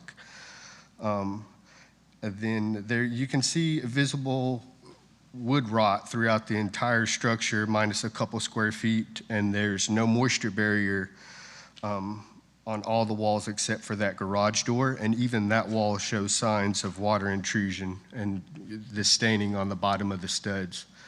From a standpoint to have a remediator come in there and properly do the work, with the improper load bearing and missing bottom plates, and there's some sagging in the roof joists, it's a potential risk even for the banging and the, removing of materials in there. And the extensive amount of it, in my opinion, it's a non-salvageable structure with the framing and the issues going on. What about cleaning the back sides of the wood? What do you mean? The back sides of the wood siding? Only way to remediate the... So, have Russ pulled up this picture here. You guys hear me? Can you please state your name? Yes. So Russ Your showed name, us. please, first. Oh, I'm sorry. My name is Neve Barazani with Air Quality Experts. Thank you. This is the interior of the structure, and here you can see the exterior wall that has stucco on the exterior of it. There's wood on the inside, and the only, if we can zoom in, there is visible mold growth on the wood from the internal side. If you, if the only way to remediate this properly, you would have to remove each and every one of these pieces of wood to get to the back side to remediate it. And I'm not sure if that would call for a full demo, but at that point you do have to remove the stucco to get to it, and that way you can get to the back side of that wood. Let me just add one thing. This picture right here also depicts it clearly along that wall right there, the missing bottom plate, and you can see the studs just touching the concrete. And the wall to the left, it does have a bottom plate, but that's non-pressure treated lumber, and it's also rotting out. And just to the right there along that wall, there's that opening. You can see the black at the bottom of that lumber there. A lot of the studs have signs of that along it where it's just rotted out at the bottom. And then the section on that wall where the bottom plate is missing, there's also not a top plate. So the load of those rafters are just basically braced up on the top of the wall studs there and just nailed in from the side.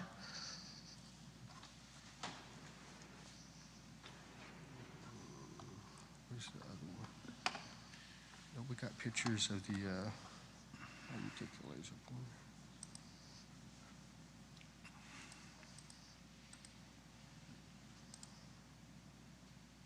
And this is a section directly above the, I guess, the shower or bathroom area, where you can see some, microbial growth there and wood rot there. It's more of the stachybotrys, and that's, along the walls and plates. So everywhere where there's wood rot, it's accompanied with toxic mold. It's a better view of some of the rot there.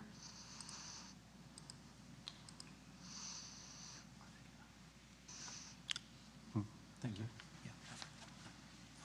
And of course, board members, please feel free to ask them questions as needed.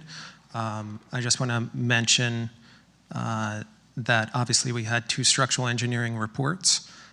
We received an interior demo permit for the project before demolition started. It's not like we walked in there and all these things were already open. I recommended it to my client to remove the sheetrock because I saw signs of mold and moisture, right? But we had to do that with a building permit. So I did an interior demo only permit that was approved before these guys were recommended to the owner to investigate the condition. The structural engineers were recommended to the owner to investigate the condition after that interior demo permit was approved. So it's not like I just, as the architect, walked in here and said, hey, ought to be demolished. It's actually quite the opposite. I did plans for interior demo so that we can investigate this logically and in sequence. And, the city fire marshal has also gone out.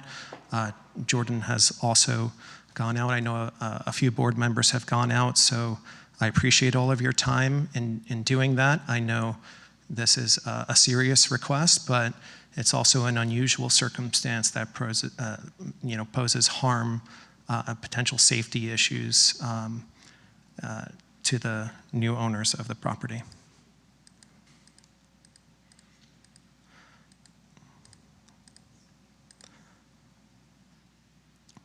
I think there's also one more thing I'd like to say. It was mentioned by one board member that a possible 3D scan or imagery should be done of the structure. That's why we prepared drawings to represent the demolition requested. Drawings are reviewed by this board in other projects, and I think a 3D scan would be another undue burden upon the owner to request that for a detached structure that does not hold primary significance with its historic design on this property. I would say the primary residence is the primary historically contributing element with the secondary detached structure. Not saying it doesn't have any merit, but our drawings indicate how that structure was originally built before various modifications took place. Thank you. Thank you. Do we have an update from staff?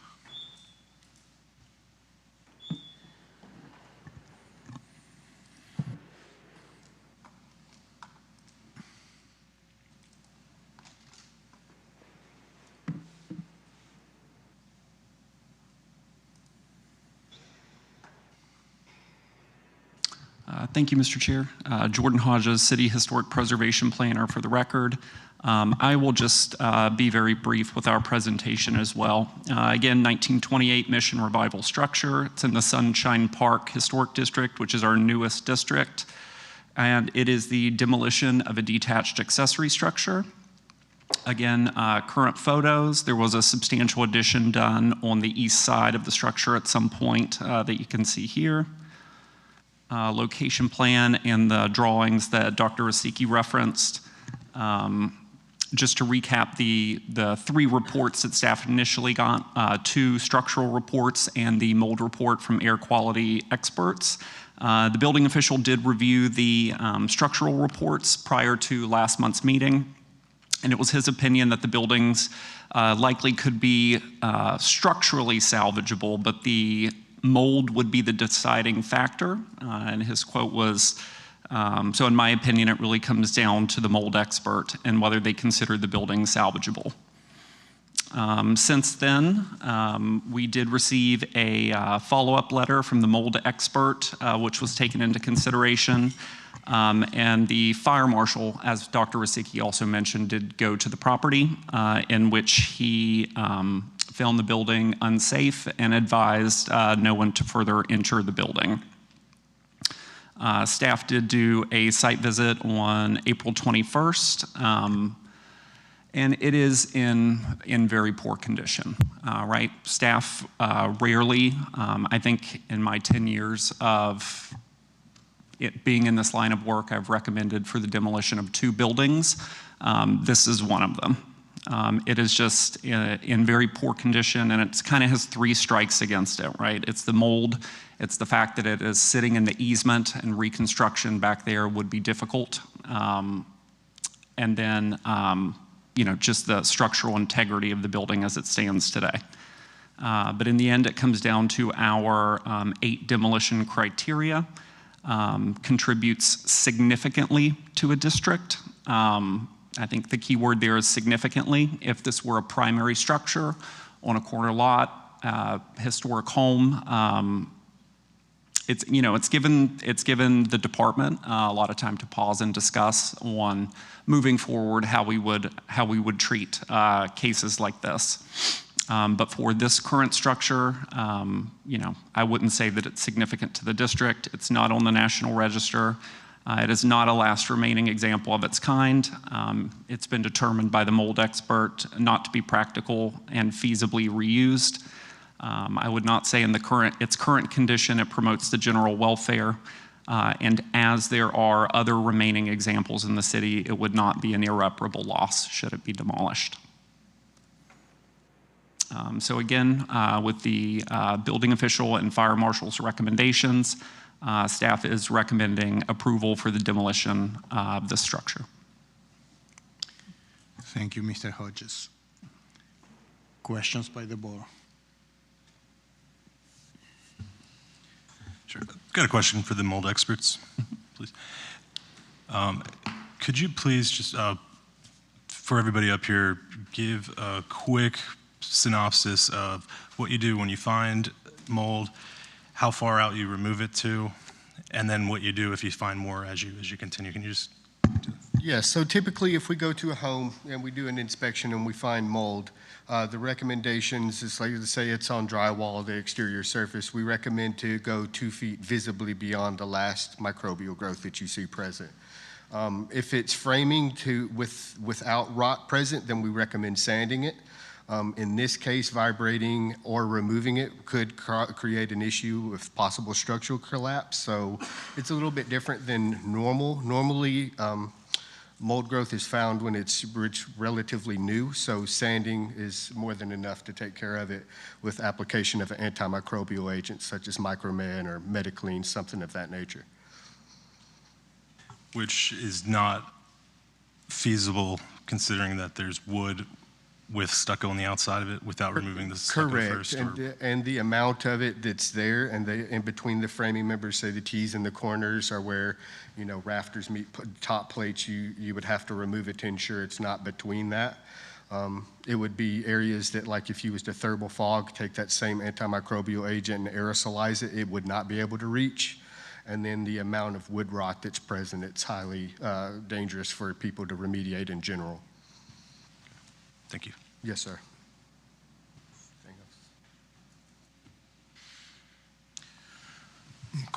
Question for the applicant.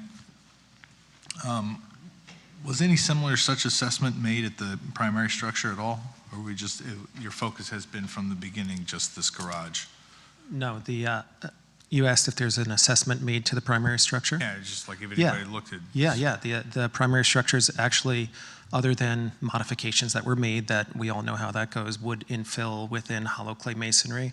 The primary structure is in great condition. The hollow clay masonry stands vertically plumb at all corners.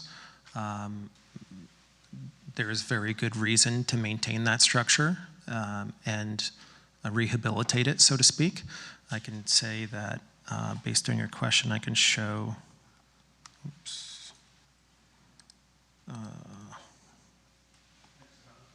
I just X out of that? Okay. I'm just going to bring up the front photo of the home since you're, oh, this is not my PowerPoint.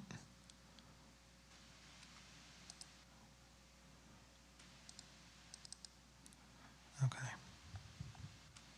Thanks for bearing with me. Okay, so here's the way it looks today.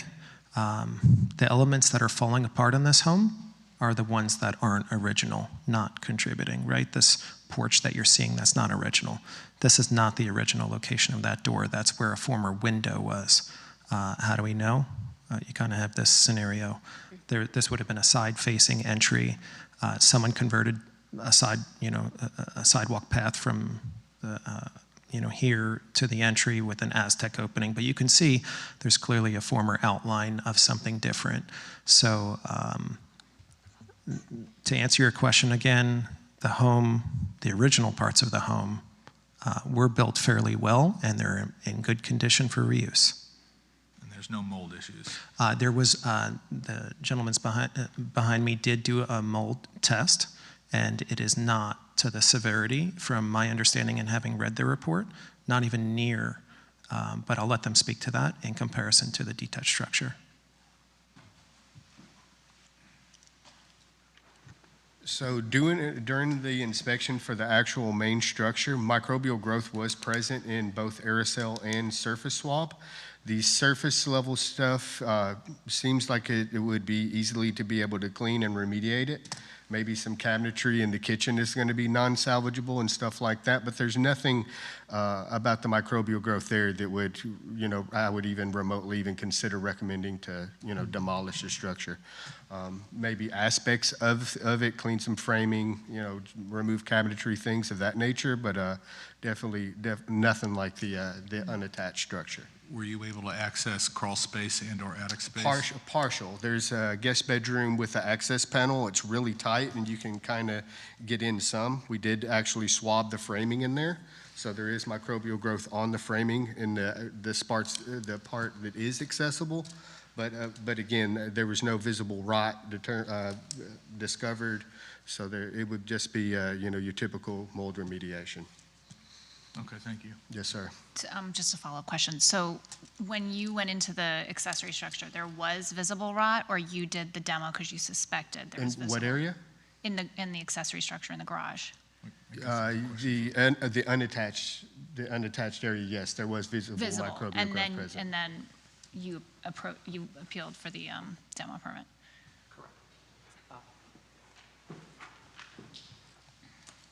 So we applied for the demo permit, and I did the drawing for demo to remove the sheetrock before this firm was engaged by the owner directly. I figured it would look like a conflict of interest if I had engaged them. Right. And same with the structural engineers, the owner independently engaged them as well for that reason. So you saw mold in the accessory structure and then Without a applied for a doubt. demo permit and then hired them, and then in the house, there's no visible mold? So That's- there was no need to do any demo? Is That's that what you're correct. I saying? saw topical mold, what I thought was mold, on the sheetrock in the detached structure, which led to my recommendation to do a interior demo drawing. We received the permit for it. The contractor then subsequently removed that sheetrock. That's when it was obvious this was a much more severe condition than what I'm normally seeing. I mean, sure, a lot of these structures have mold. Would agree with Caleb's statement in that sense, but not to this severity. So that's when I recommended these guys get involved, and then the structural engineers get involved, because I know the process of demolition here and that you guys take it very seriously. And in the same token, I've been through the home. It doesn't smell all that earthy to me, you know, that's my first sign, right? Does it smell earthy, dirty, you know, like dirt? But nonetheless, this masonry, hollow clay masonry structure of the primary home speaks for itself, right? These hollow clay masonry cells are open and air travels through them, moisture travels through them. It makes for another plane. It's not like the detached structure, which is wood, which is all organic. The main home does air out on its own. Thank you. Thank you. Any other question? Is there anybody in the public that wish to speak on this case? Okay, seeing none, we move into executive session. I'm prepared to make a motion. So first, don't you want to listen to the board, the members of the board that went there, to know their opinions, or you want to make a motion? I will gladly listen to my colleagues' testimony.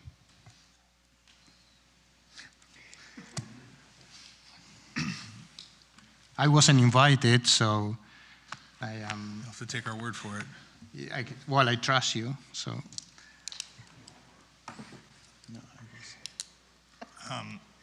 No, I'll start. I'll reiterate some points that I made to the owner of the home. That a lot of us, you know, I don't think we're in a disagreement about the state of the structure. I think it's just more of a question of like the sequence of what's going to come next. So, you know, it'd be a little bit easier to digest just, you know, yes, we agree. This is not a habitable structure. Obviously, it's more of like if there was a proposal of what will go back, because then it becomes like, oh, wait, well, we're rebuilding it exactly, or we're doing an addition that speaks to what was there. So I think that's part of the issue of a lot of our reactiveness to removal of a contributing structure in the district. It's less of the fact of the life safety issues and more of like, well, what are we losing in a resource? Or what are we getting back for removal of the resource, which obviously might need to be removed, will need to be removed. So I stand by my previous comments in the hearing, last month's hearing. I think there needs to, a bone needs to be thrown a little bit. I do not think the scan is a hardship. They're very easy to get. They're inexpensive. There's many people that can get it done. It's just as a matter of course, I'd almost recommend it be part of the city staff's procedures for any sort of demolition of historic structures, or even prior to a house being appended. I think that's going to be important for recording the fabric as it develops in the next few years and decades, especially since the technology is so accessible. I think it's a low-hanging fruit to ask for. That being said, I do think, I don't understand the urgency a little bit. I mean, I don't think owner's going to move right in here and, you know, bring a baby right into this home. I know they have other plans. So that's, I think, part of our, a lot of us, our reaction was, well, what's the urgency? But I do think it needs to come down. I would just rather see something given to us in return, given to the back to the community, back to the city in return. I think a scan is a very minimal thing. And in addition, since they've already stated they have additional plans for the property, I will say I will be in support of variances that will restore it or be within the setback or do something of that nature that, like if they want to build a replica, I'd be 100% supportive of it. So I'll go on the record and say that. I don't think we should go on the record by saying about an application that has yet to come before this board on what we'd support or not. But I completely respect you and respect, more importantly, the historic resources and the ordinance of the city. But all resources are not created equally. And to me, there's got to be a little sprinkling of common sense and logic in looking at the structure. And what we're requiring the applicant to do, I know we have a standard that we apply to every resource, but we're talking about a 400 square foot featureless storage room. I just don't see the need for any of this when we had even the deferral, when we had last month the recommendation, the letters, the professional letters from the structural engineer, from the mold person, and from the city's building official. With that said, I am ready to make a motion, unless there's James, go ahead and make a motion. I move that Historic Preservation Board approve application number HPB 2610, COA 0000435 2026 at 511 Upland Road for demolition in accordance with demolition guidelines as set forth in the Historic Preservation Ordinance, Section 9449 of the city's land development regulations. The motion is based on the testimony presented along with the application submitted in the staff report, which constitute competent substantial evidence. Second. Have a second. All in favor? Aye. Aye. Aye. Anyone opposed? Seeing none, motion carries. Thank you. We move now to new businesses. First item is HPB 26-22-215 Winona Place. Can we have the applicant presentation, please?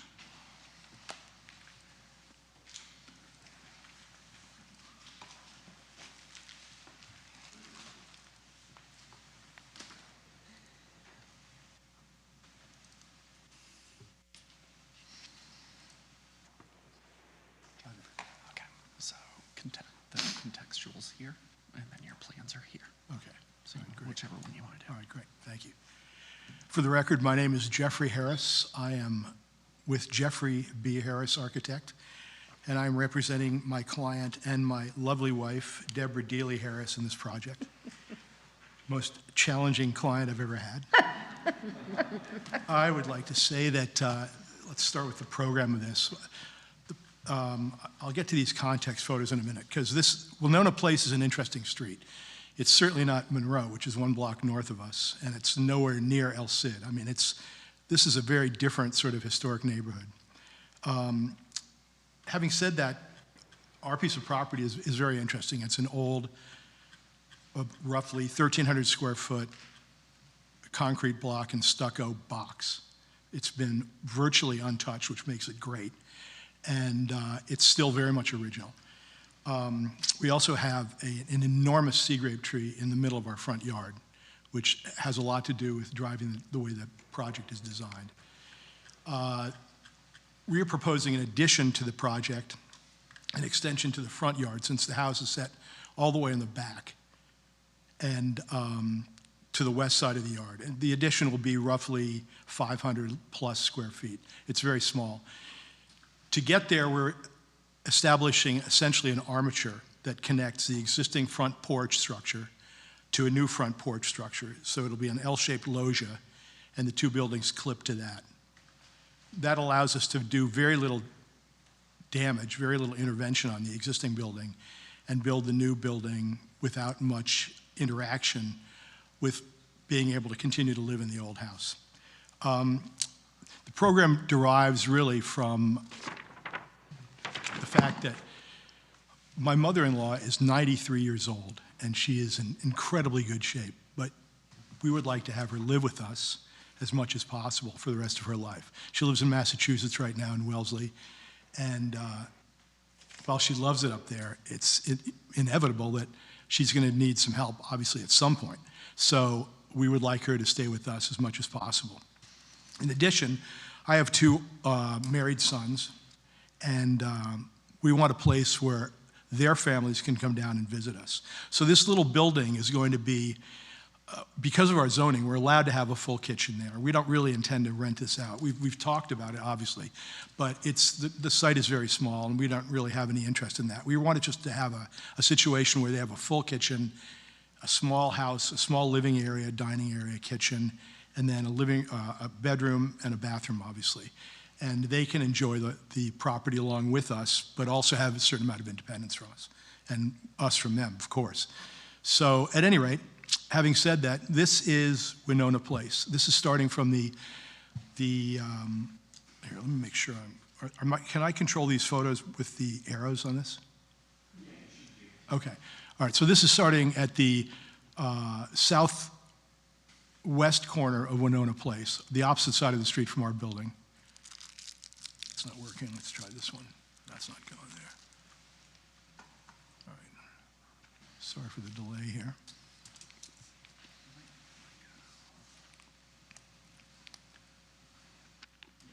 Okay, the up and down, okay. All right, so we're just marching down the street. These are all the houses or multifamily structures on the south side of Winona. That's a tiki hut behind a giant hedge. That's another multifamily project. This is on Lytton Court. It's the back edge of a piece of property on Lytton Court. There used to be an enormous boat there. This is a small multifamily structure, 3 units, I think. That might be only 2. Another identical complex, another small house. This is a very nice house behind a giant ficus hedge, owned by the guys who own Table 26. Another small house, and then a sober home. Then as you march around, that's Flagler Yacht Club, a low-rise apartment building that's in serious danger of being bought by developers to become another freaking enormous tower. This is another apartment house. We're on the north side of the property now, or the north side of Winona, and marching back west.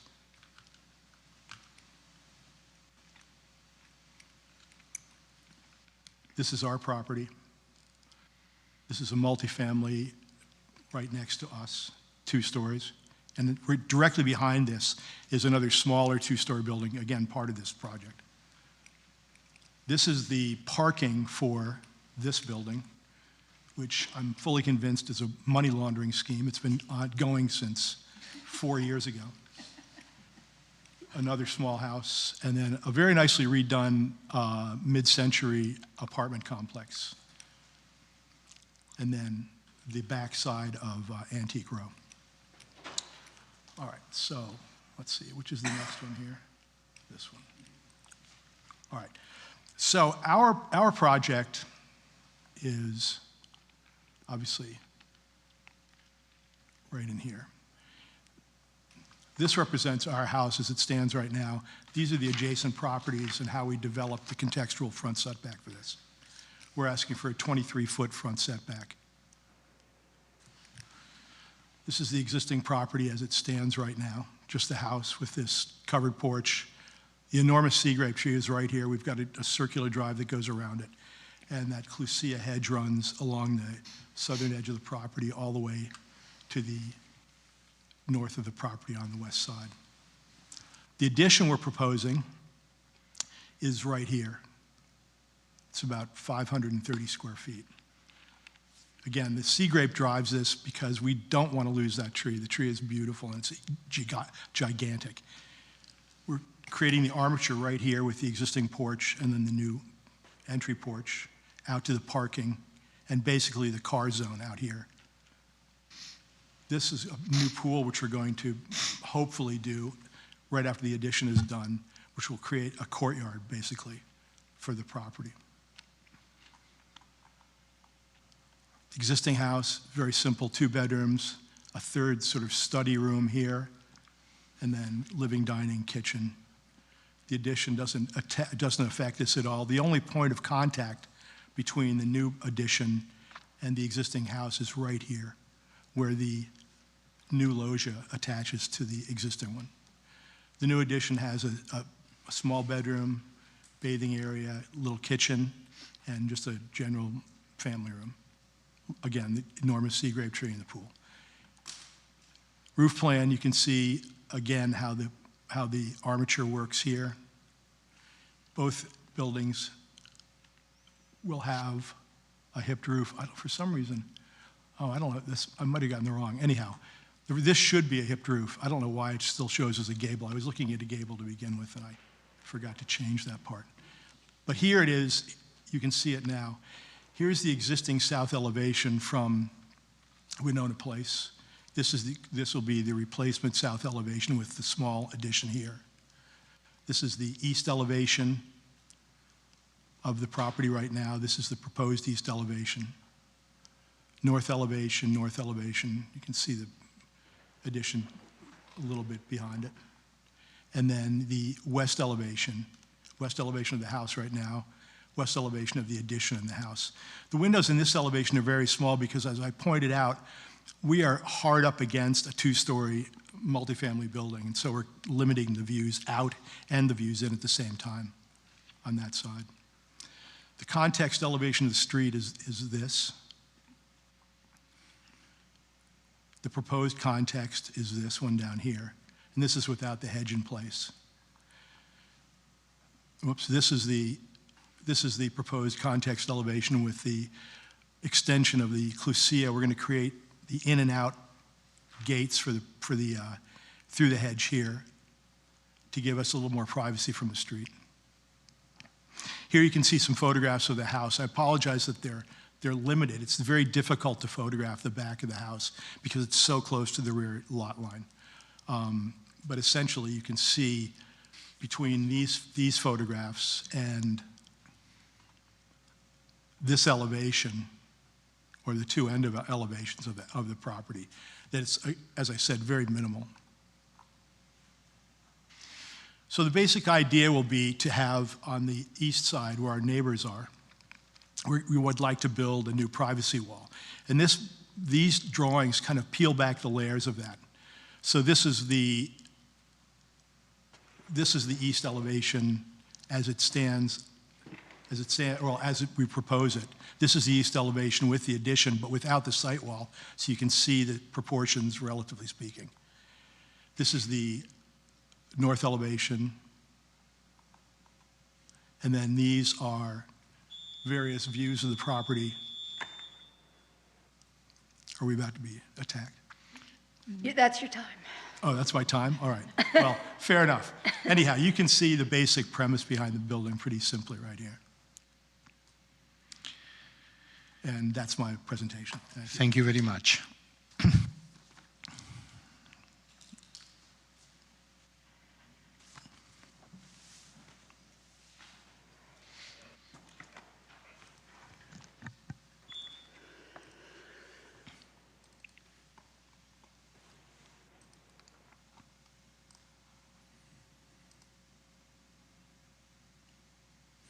Okay, thank you. For the record, Jordan Hodges, City Preservation Planner. This is a historic preservation ad valorem tax exemption scope, as well as the COA for the addition. But just a little bit of information. Again, as Jeff pointed out, the structure was constructed in 1957. It's masonry, vernacular in style, and it is a contributing resource to the Central Park District. 65-foot wide parcel. This is in the MF20 C1 zoning district, so it's multifamily. And it has frontage on Winona Place to the south. And again, the construction of the 530-some square foot addition. So when we were doing some research on this lot, we realized that this used to be a multi-structure, multi-family lot. So you can see the house, the existing house sitting to the very rear, and then there are two structures kind of perpendicular to that, sitting on the other side of the lot where the current addition is proposed. But both of those structures were demolished at some point in time, but the lot was labeled here as part of the Elliott Arms apartment. And I believe the structure, the larger structure, multifamily structure that's currently adjacent to the property is still called the Elliott Arms apartment. So led to believe that that was all one larger multifamily lot at one point in time. Again, the existing and proposed plans, the kind of sea grape tree acting as the organizational axis for the property, addition to one side, pool on the other. There is a site wall, masonry or decorative masonry site wall, privacy wall, along the side and front of the parcel that kind of mirrors the shape of the new semicircular driveway. The application as proposed is completely zoning compliant, and they are significantly under their allowable FAR for the property. And then for the front yard landscape area, that is typically required at 75% covered with living ground cover. But the applicant is choosing to utilize a permeable paver, which drops that landscape area requirement down to 60%, which allows them the capability of doing the circular driveway. And of course, those pavers would be reviewed by staff at permitting to make sure they meet our specifications. But again, very simply through the elevations. The addition is kind of a modern nod to masonry vernacular, right? It's got the flat white concrete tile roof, same as the existing structure, smooth stucco facade, same as the existing structure, punched openings. The new addition does have some kind of more stylistic elements to it. It does have at the top of wall, between the wall and soffit, there is a little bit of a recessed reveal, which I think is kind of a nice touch. And then the window openings alternate between square and then kind of vertically oriented as it faces the courtyard. But other than that, architecturally very similar to the existing structure, front elevation with and without landscape. Again, the streetscape elevation that we went through. This is that courtyard elevation. The kind of large openings that you see, the kind of pochade in black, those are floor-to-ceiling single-hung windows, and then a door as well. They kind of read as sliders, but they're single-hungs. Again, with landscaping, that other elevation west with landscaping, and the perspective showing the kind of organization and the location of the site walls. Again, the surrounding buildings, Jeff did a great job outlining the context of the street. It's very eclectic, kind of larger multifamily and small single families. Secretary of Interior standards and additional criteria for new construction. Staff found the application entirely compliant with all criteria and is recommending approval with 8 conditions.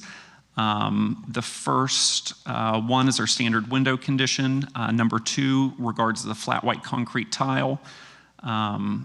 Number 3, that fencing, walls, and gates material and zoning compliance will again be performed at permitting.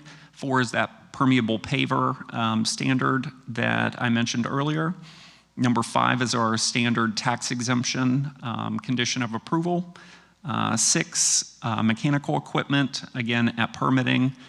7, the applicant shall be responsible for obtaining an address for the additional residential unit at permitting. And number 8, they are intending to use this property as kind of a mother-in-law suite, but it would be an eligible rental, right, for a 2-family property. So if they decide to move forward with renting it at any point in time, they'll need to get a rental license and a rental tax application from the city.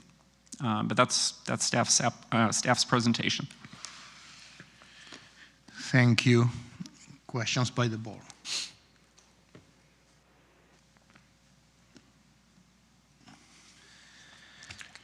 Question, Jordan. The rental property license, is that required even for short-term rentals like Airbnb? I believe it is. I haven't dealt a whole lot in our business licensing. I know some type of license is available or is required. I don't know if it's that one. Yeah. Is that something we can stipulate as a condition to require them to get a license to rent it? Well, it's a requirement of the code, so yeah. it would be required regardless of whether we conditioned it. By the city, but Yeah, not absolutely. right, but not by us as a preservation board. Right. It just seems right. outside our scope. It's That's all. required by city code. And they can get a code enforcement action if they don't comply. So. Has the applicant reviewed these conditions of approvals and, okay. Okay, thank you.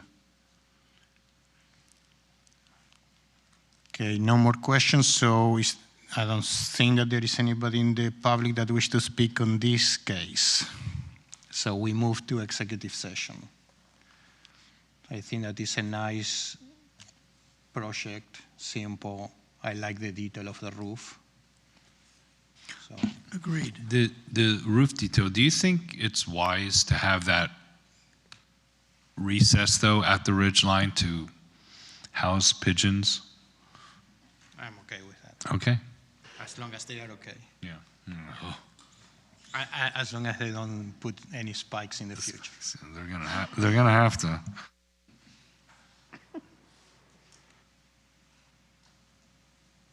Okay. Yeah, I think we can approve it as presented. Somebody wants I to can make a motion.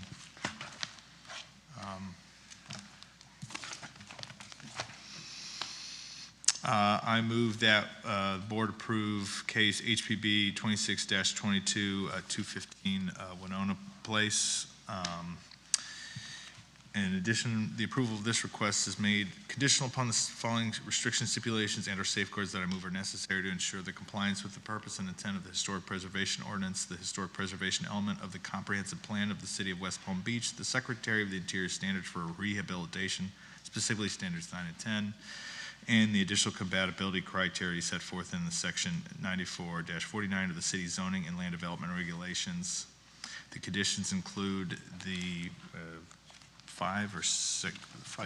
five conditions outlined in the staff report. I think there's 8. No, there are 8. There's 8? Oh, you said 5? Oh, yeah. I'll include all conditions outlined in the staff report. I have a second? Second. All those in favor? Aye. Aye. Any opposed? Okay. Motion carries. Project approved. Congratulations. Next project and last project of the night, or last case, is HPB 26-25 in 228 Walton Boulevard.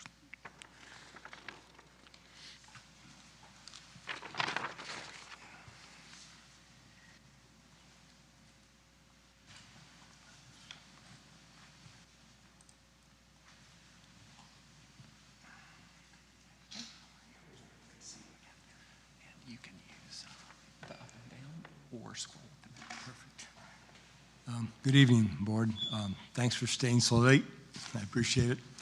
Hopefully, this might present an easier review, but likewise, it's a very de minimis request, although a little bit of a logical expansion to a very small house.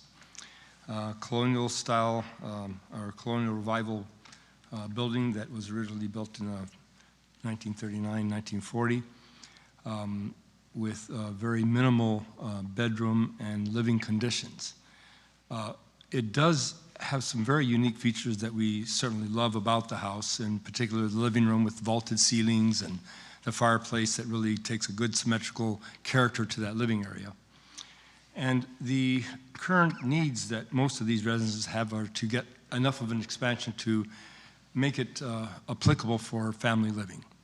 So the addition of a master suite and the conversion of the front patio area, or front bedroom or study, to a bedroom with the addition of a bathroom adjacent to that allows for a good first floor expansion to a living space with a master and a secondary bedroom, and then maintaining the exact conditions that are present with the existing structure for the second floor bedrooms. We also have an existing garage that's currently in the southeast corner of the property that is, and possibly was used at one time for a garage and currently is not needed, but does present a very, very nice, unique structure that we'd like to repurpose for living quarters. In its current siting, the only difficulty that we have with that is that it does break up the rear yard in such a measure that it makes for any living relationship to that rear yard a little bit more difficult.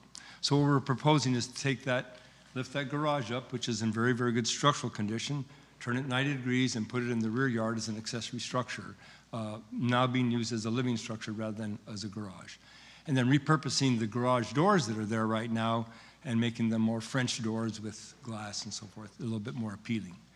The front elevation really says everything that we need to say about the expansion to the rear of the existing structure plus the repurposing of the garage.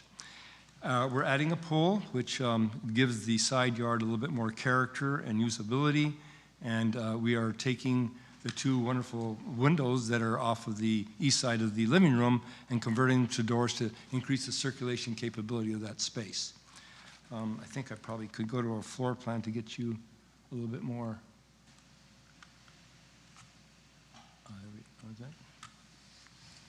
There we go.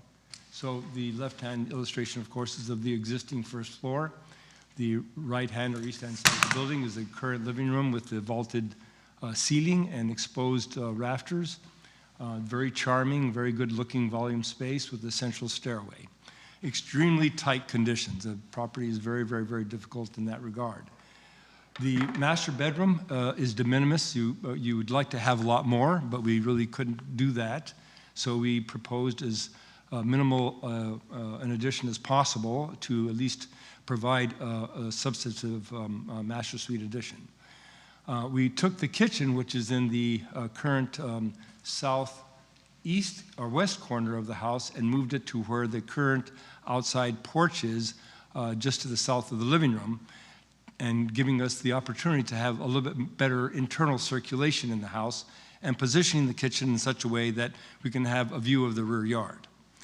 So I think this plan layout does offer some very nice features. Obviously, one would like to have more in this type of residence, but as it be this type of floor plan layout is fairly consistent with the neighborhood, which has very minimal lot widths and a little bit more extensive lot depths. So as far as the elevations are concerned, we're very happy to work with the existing elevations. They're very charming. The character of the, this is just an illustration of the exterior window detail, and we're going to be repeating the same, so we're not departing from the original historic character of the detailing for both all the apertures, all the windows and doors. And the exterior siding, we're also keeping that lap siding character, pretty typical of the colonial style architecture. This illustration here is of the new master bedroom, which we're sort of mimicking what we're finding in the living room to give it that little bit of vaulted feel. So we feel that this is a very simple, very kind approach to a very simple property in the neighborhood, and we're looking for your approval. Thank you. You're welcome. Thank you very much. We have staff presentation, please.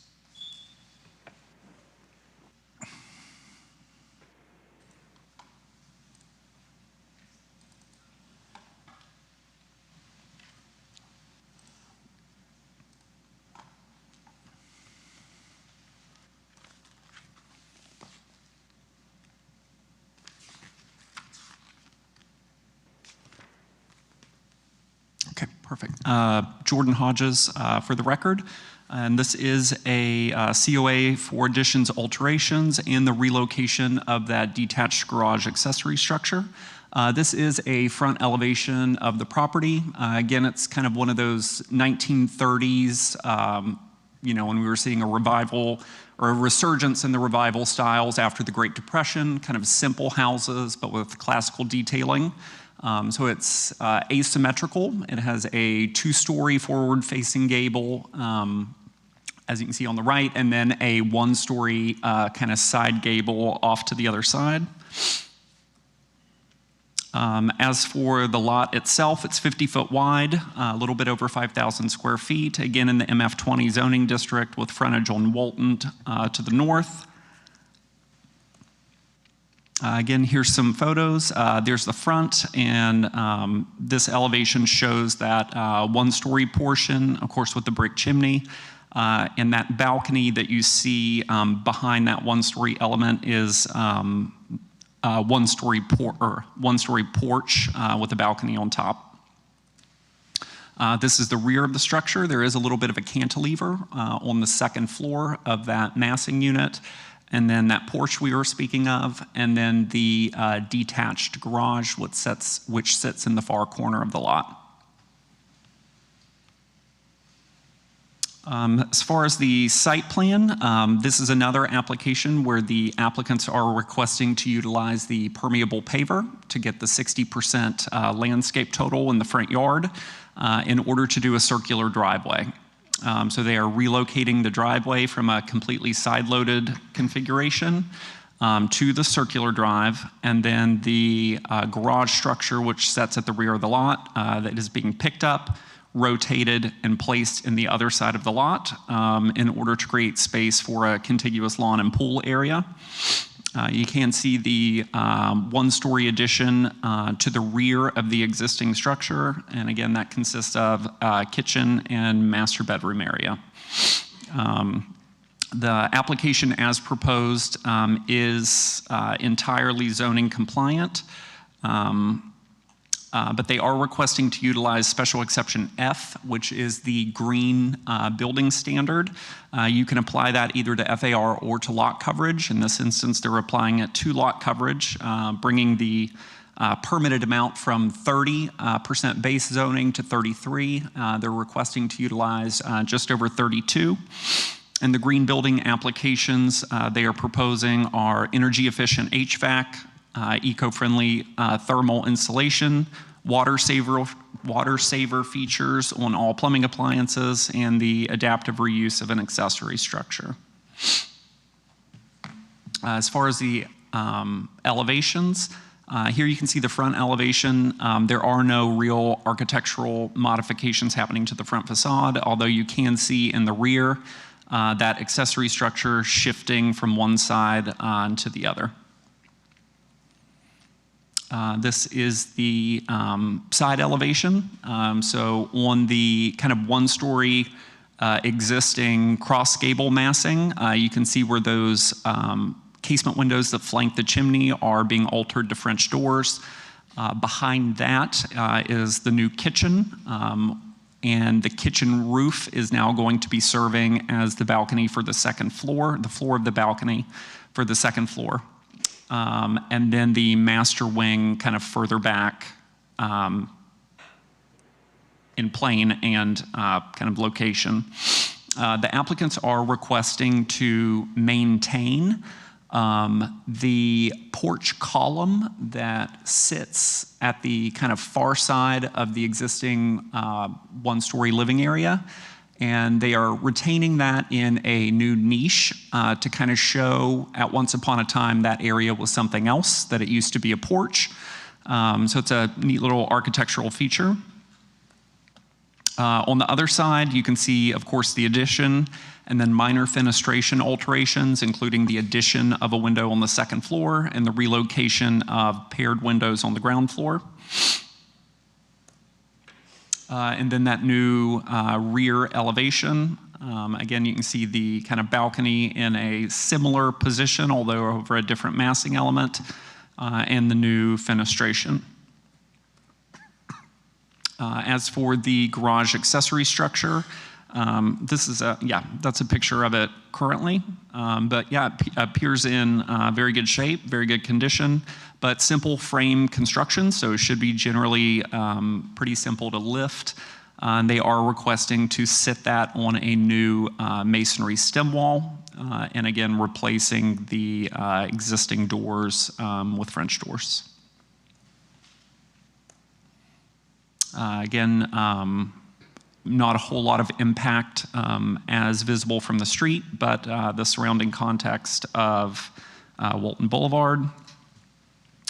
Staff did find the application generally compliant with the Secretary's standards and the additional criteria, as well as the relocation criteria, which we don't deal with these very frequently.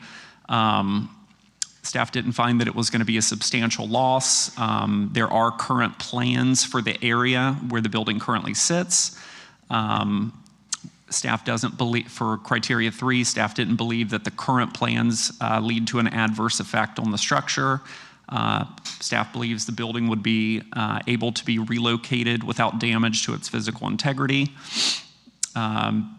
Compatibility of the proposed location, it's just on the other side of the lot, and it is being relocated within the same district. Staff did initially include 7 conditions of approval. We did add one item in the creation of this presentation that was left off of the staff report, and that was that all French doors shall utilize a 10-light pattern in lieu of the proposed 12-light to create vertically oriented panes. This is an illustration of that. When you try to fit 12 lights in, the panes either get square or lay on their side as rectangles. So if you reduced one kind of row of panes, you should get the nice vertically oriented panes. But other than that, condition number 1 is our standard glass. Condition 2 deals with our historic trim sills and mullions, that those be retained and reused or replaced in kind. 3 is our divided light standard. 4, that any new shutters shall be wood or aluminum and shall operate. Condition number 5, that the existing siding shall be retained and preserved, and that the addition may utilize a composite product, subject to staff review at permitting. Number 6, again, is that permeable paver documentation at permitting. And 7, that all proposed fencing and gates shall be reviewed for material and compliance compatibility at permitting. And that's all of staff's presentation. Thank you very much. Questions by the board? Thank you, Jordan. I have a question. What are your thoughts on the window changes to the principal structure, the primary, the historic structure, specifically the windows to doors on the side that flank the chimney, and then also the patterning on the west ground floor elevation? On the... Yep. Okay, so we'll start on this side. I understand from a programmatic reason why they would want them.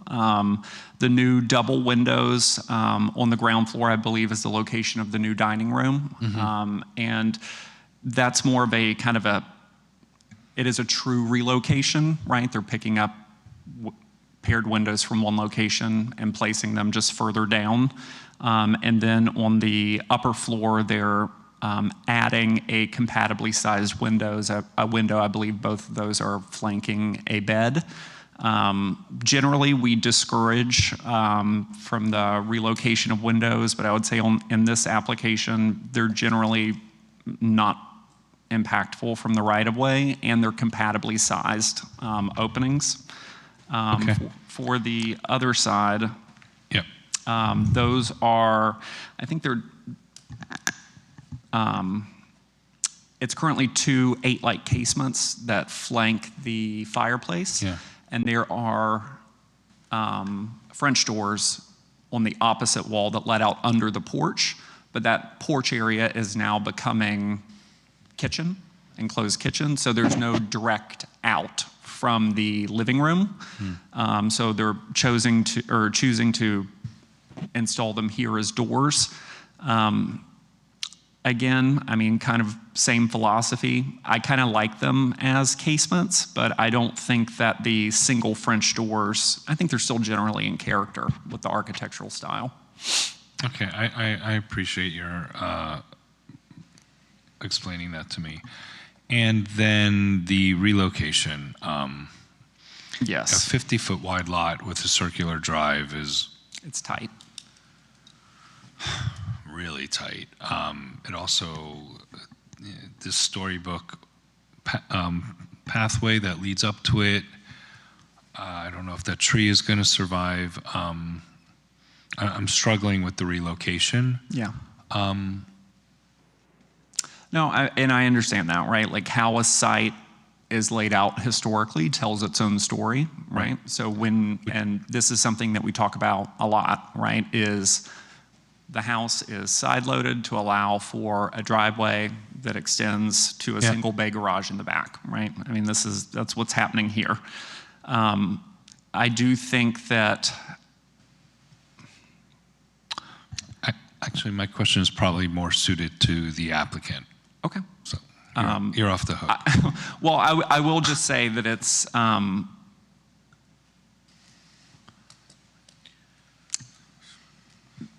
I'll let the applicant answer.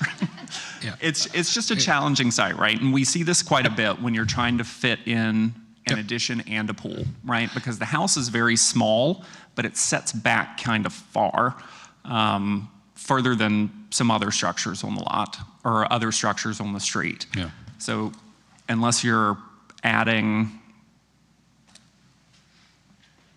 it's just what configuration works. Yeah. And I'm sure the applicant has explored that.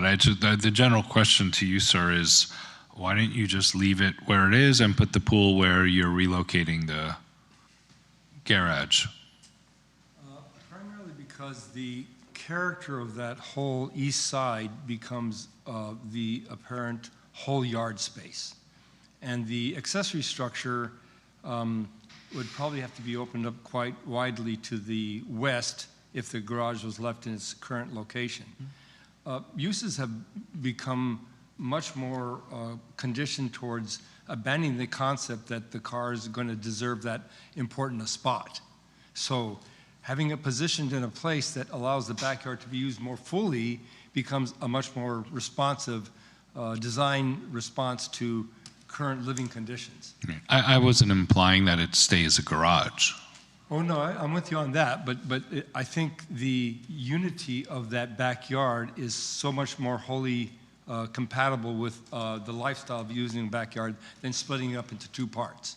Because you'd be left behind that kitchen with a very small yard, in fact, almost a very tiny spot, and then the southwest corner would be certainly a yard space with a pool, but not quite the same family-oriented type full backyard that you gain by relocating that structure. So that's why we're positioned that way. Now, admittedly, as Jordan pointed out, this house amongst the whole entire neighborhood is actually much further back. Most of the houses are built with a 19-foot to 18-foot front yard setback. If we had that opportunity, then I probably wouldn't have entertained doing that, but considering the front yard setback problems that this house has as opposed to the conditions that the remainder of the properties on that Winona Street do not have, then they don't have, then I think it was a difficult decision, but we reviewed that with the property owner, and it all meshed well for us because it did allow us to have a much greater use of that backyard space than breaking up to two parts. At least when you're in the kitchen, right, you're looking back into the backyard rather than back into what would be the accessory structure. Anyway, that's our thought process. Thank you. Question for Jordan. So pursuant to an earlier case, would this relocation of the accessory structure have to meet that building separation setback? Of 6 feet.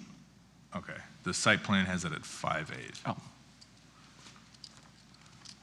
which obviously it's minimal, but I'm just. And then the other one, so for the, just the green building standard, you have to,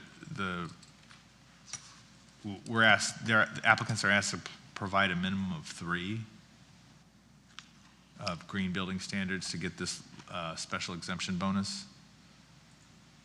What about it? Oh, for the green, the special exemption bonus. How many, is the threshold 3 requirements of like the green building standards? There's no numerical requirement. It just says green building standards. Okay. You get a 3% bonus in this instance, but there's no requirement for the number of standards. Well, okay, yeah, like pursuant to previous conversations we've had, Yep. you know, we'll need to get this, I think, more codified. I do think adaptive reuse of the existing accessory garage is kind of double dipping in a certain sense. So we discuss internally with staff, but maybe in a following meeting, not today because we are going to discuss the glass issue. Yeah. But I was mentioning that we should all meet and discuss this green building because some of it doesn't make too much sense because it's like common practice today. Right. They are getting an additional 3%. Well, and other things, one of the ones today was paint. Today is what it is in the code. Yeah. So, It was progressive at the time, but now it's kind of ridiculous. Well, it's in the appliances or just the it's common practice. Well, some things are easy. Get them a different way if you wanted I don't think you could get not those kind exactly. of appliances. Right. Also, that's a given. Also, No, they're easily no. reversible.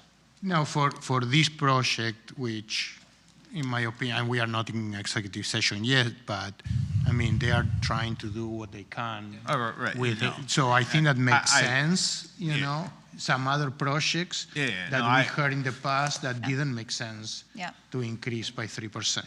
Well, yeah, and I meant to bring it up in the previous case, but anyways, that's fine. That's my only questions. I just have one quick question. In the front yard, there's a really pretty tree, and I know they're trying to get the circle drive. Is that tree going to be deleted?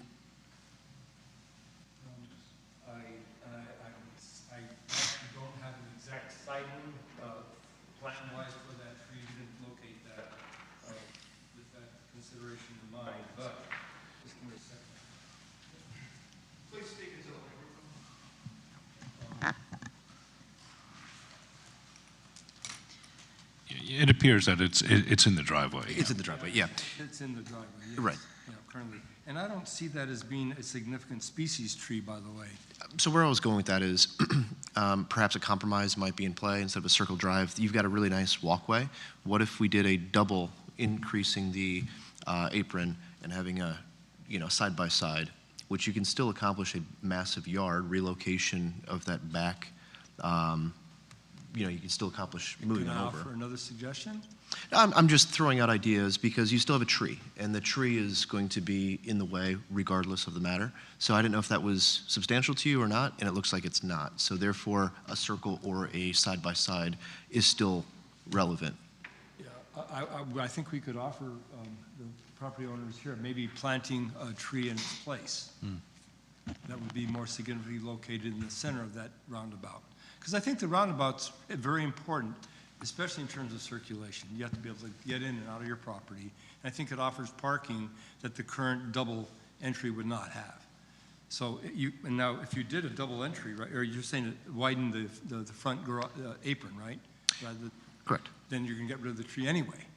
So That's my in doing point. so, right? Either way, that tree is gone. Right. So I was just looking at another scenario in the event a circular drive is not appropriate. We're going to have executive session. I was just exploring different options to still achieve that circulation and flow with a large backyard by still accomplishing, multiple driveways, for you. I can see your point there to a certain degree, but I think that if we're able to offer a compromise in this, I'd probably offer planting a nicer tree in the middle of that circular drive, giving it a much more architectural character. That's fair. Because otherwise, I think this tree, as it stands, doesn't appear to be a significant shaped tree, and we're not really opposed to losing it, obviously, since we're proposing the circular drive. So the thought landscape-wise is if we could replace it, I think that'd be a much more significant help for the property. Thank you. And I think relocating it is much more significant help too, I would think. The one thing that we do have is a very compromised front entry, which you can't even see. But, you know, sometimes that's okay. Mm-hmm. Thanks. Question for the applicant. Right here. Yes, sir. The accessory structure is currently slab on grade? Yes. It is. And can you just walk me through your thought process for adding a vented crawl space? Well, we're simply we're gonna lift the structure up, turn it 90 degrees, put it in the back corner, and then put a new stem-wall foundation underneath it. Okay. I see that it's vented, and you know, just with like, with absolutely conforming to code, yeah. And frankly, I've lifted million-pound structures up 6 feet in the air and put new foundations under, so I know I can do this quite effectively. And you have no concerns about humidity and moisture infiltration? I mean, we typically encapsulate. Oh yeah, no, absolutely. There are new ways of dealing with those issues, which we've faced for decades now. But waterproofing the crawl space in such a measure that you don't get all that humidity buildup, adding insulation in the floor boards below, having proper ventilation so you get cross ventilation in there to keep all the moisture out. Those are all things that are required by code. So we certainly would be applying to all the code requirements regarding the use of a crawl space. Yeah. Thank you. And frankly, we need to elevate it that high in order to make our useful air-conditioned space meet the code requirement for the elevation of the first floor. Thank you. Just have a question for the applicant. Do you know your landings or your steps up to your door, all the doors on the east side of the house? I was under the impression that you needed a 36-inch deep landing at each of those. Do you know if that's the case? It's not your principal egress, since your front door is, and the front door already has its stoop. Right. But if we're required to provide that, we will. Okay. I think that you are required a landing 7 3/4 of an inch or less by 36 by the width of the door at each of those door openings. So that would affect the hardscaping along that east side of the house. I certainly appreciate that, and we'll certainly reduce pavers accordingly, but if you would let me work with staff to take on that additional landscape or hardscape coverage, that'd be appreciated.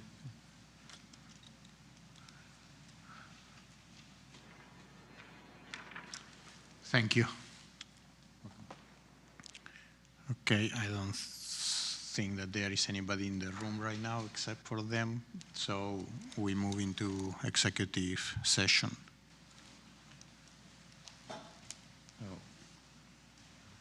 I think it's a really great project. I just questioned some of the moves, and I've already put them on the record. Right. I'm good with it, with staff's comments.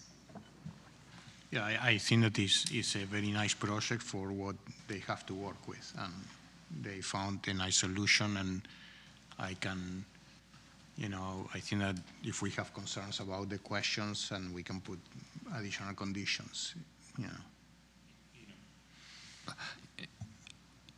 I don't want to belabor the point about the driveway, but it is, while this driveway would be out of character with the street, there are other, I think the neighboring property has the entire front yard is a curb cut. So it gives me a little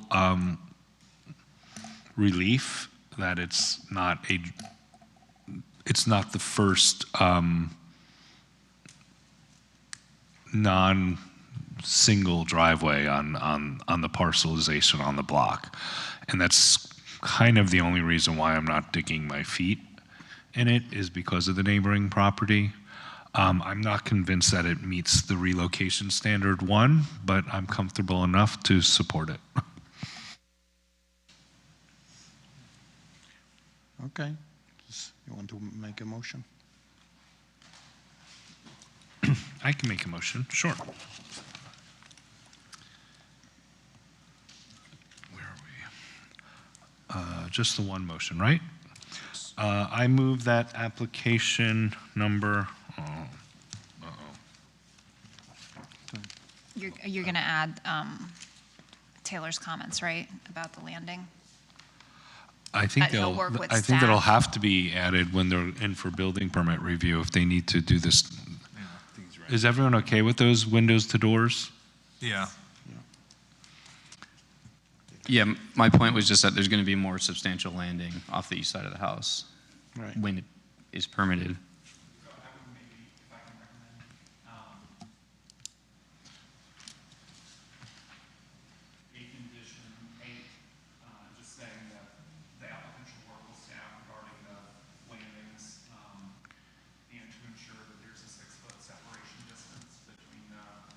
Right. Yeah, I think that the expansion will have to be reduced by 1 inch and 3/8 probably, because it's 5/8 and 5/8. Okay. Ready to go. I move that the Historic Preservation Board approve application number HPB 26-25, COA-000457-2026 at 228 Walton Boulevard for additions in accordance with standards 9 and 10 as set forth in section 9449 of the city's zoning and land development regulations. The motion is based on the testimony presented along with the application submitted and the staff report, which constitute competent substantial evidence. In addition, the approval of the request is made conditional upon the following restrictions, stipulations, and safeguards that I move are necessary to ensure compliance with the purpose and intent of the Historic Preservation Ordinance, the historic preservation element of the comprehensive plan of the City of West Palm Beach, Secretary of Interior standards, the additional compatibility criteria set forth in 9449,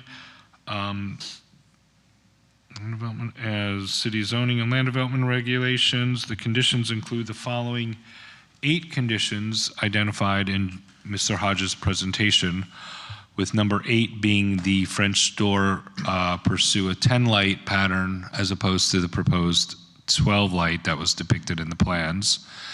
Condition 9, that the applicant work with staff on the new French doors flanking the fireplace to study the requirement to provide a proper landing and modify the open space as needed. And condition, that's 9. Condition 10 would be that the distance separation between the proposed relocated accessory structure and the new addition comply with the city's zoning requirements. Do I have a second? Second. All those in favor? Aye. Aye. Any opposed? Motion carries. Congratulations. Project approved. Thank you very much. Thank you. Thank you for working with us. Okay, so now we have a discussion regarding low E-class, I think. Yeah, part of this, I think, is observational and also helping Jordan and Anthony bridge the gap. So, I've been working in the historic districts for the past 8 years, and I've seen the boilerplate requirements vary, especially for street-facing glass. And I think the boilerplate conditions for street-facing are pretty clear so far. And I just want to be careful of what we call clear low E moving forward, and especially when we see the consent agenda items of the ad valorem. I noticed it in a case in January, and I didn't want to raise a stink about it, but it's like the front of the building had low E glass on it. And I think this idea that clear low E exists is a bit of a misnomer. So I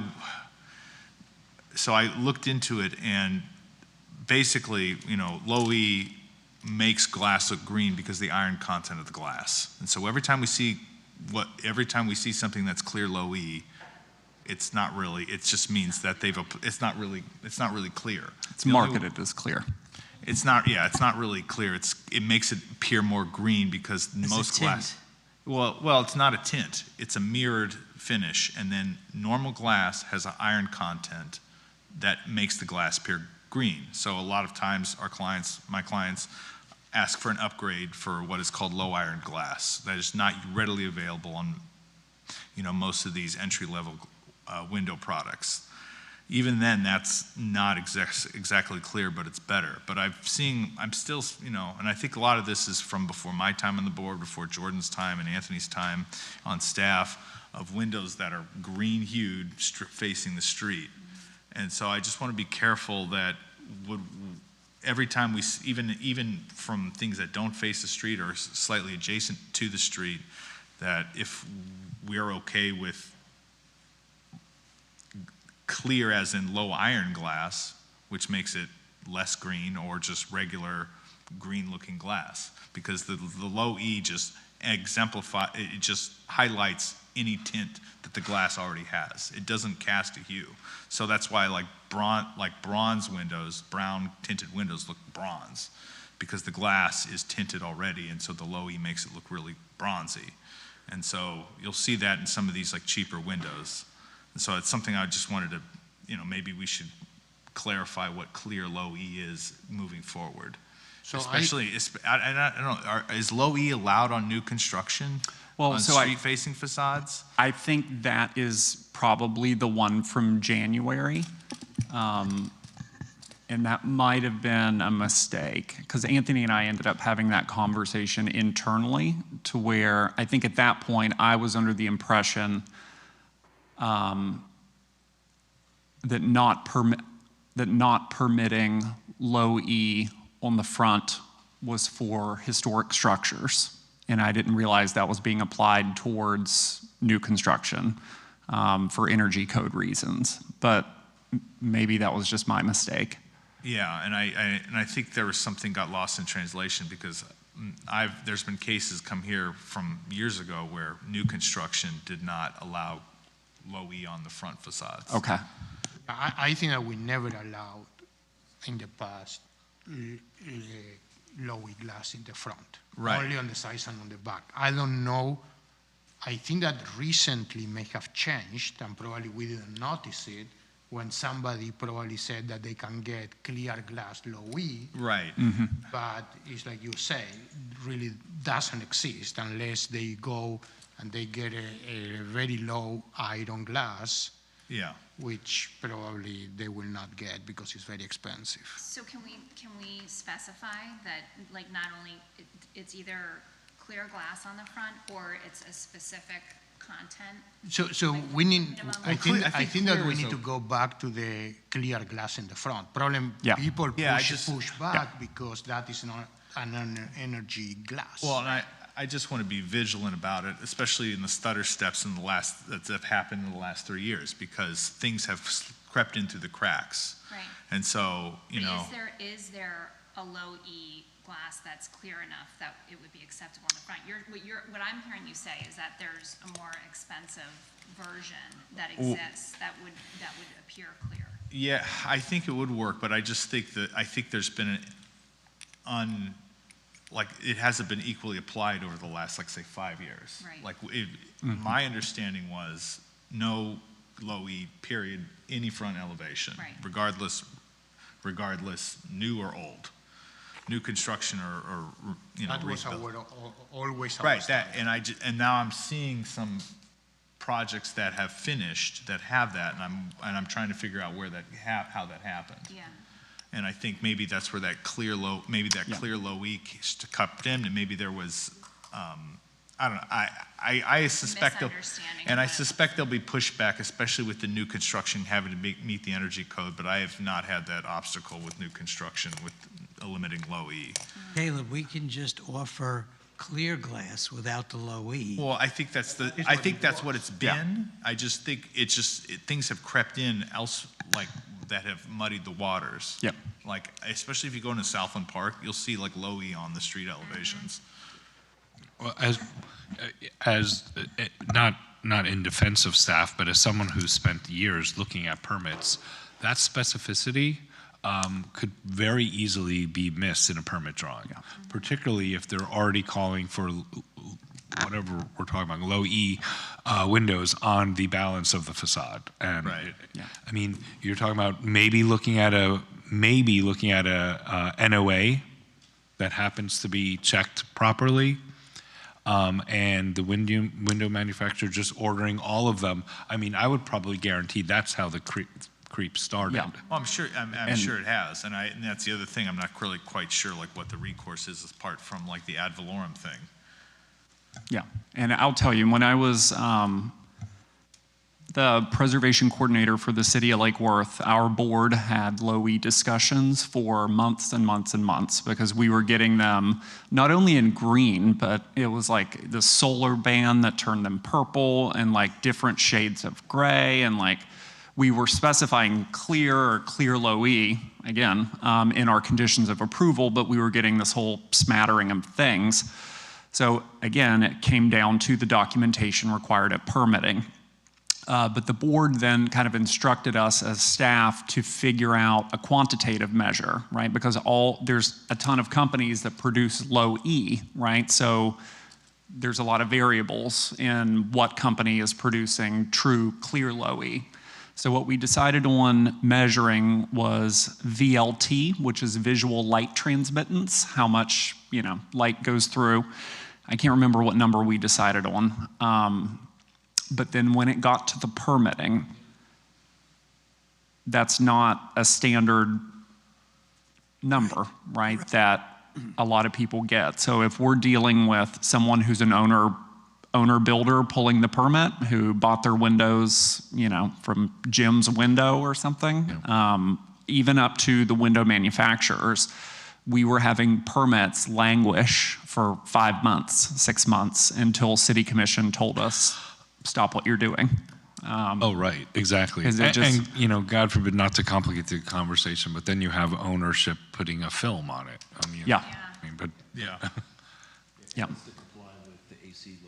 To the AC, that's right. Well, see, that's the thing. I disagree with that. I've had homes, especially like outside the district, where clients just don't want it, and you have to mitigate it. And it's like, all right, well, let's pick out the primary facades where we don't want to see it. And I get pushback from my mechanical engineers, but then I was like, please run the calcs, and then it works. Now.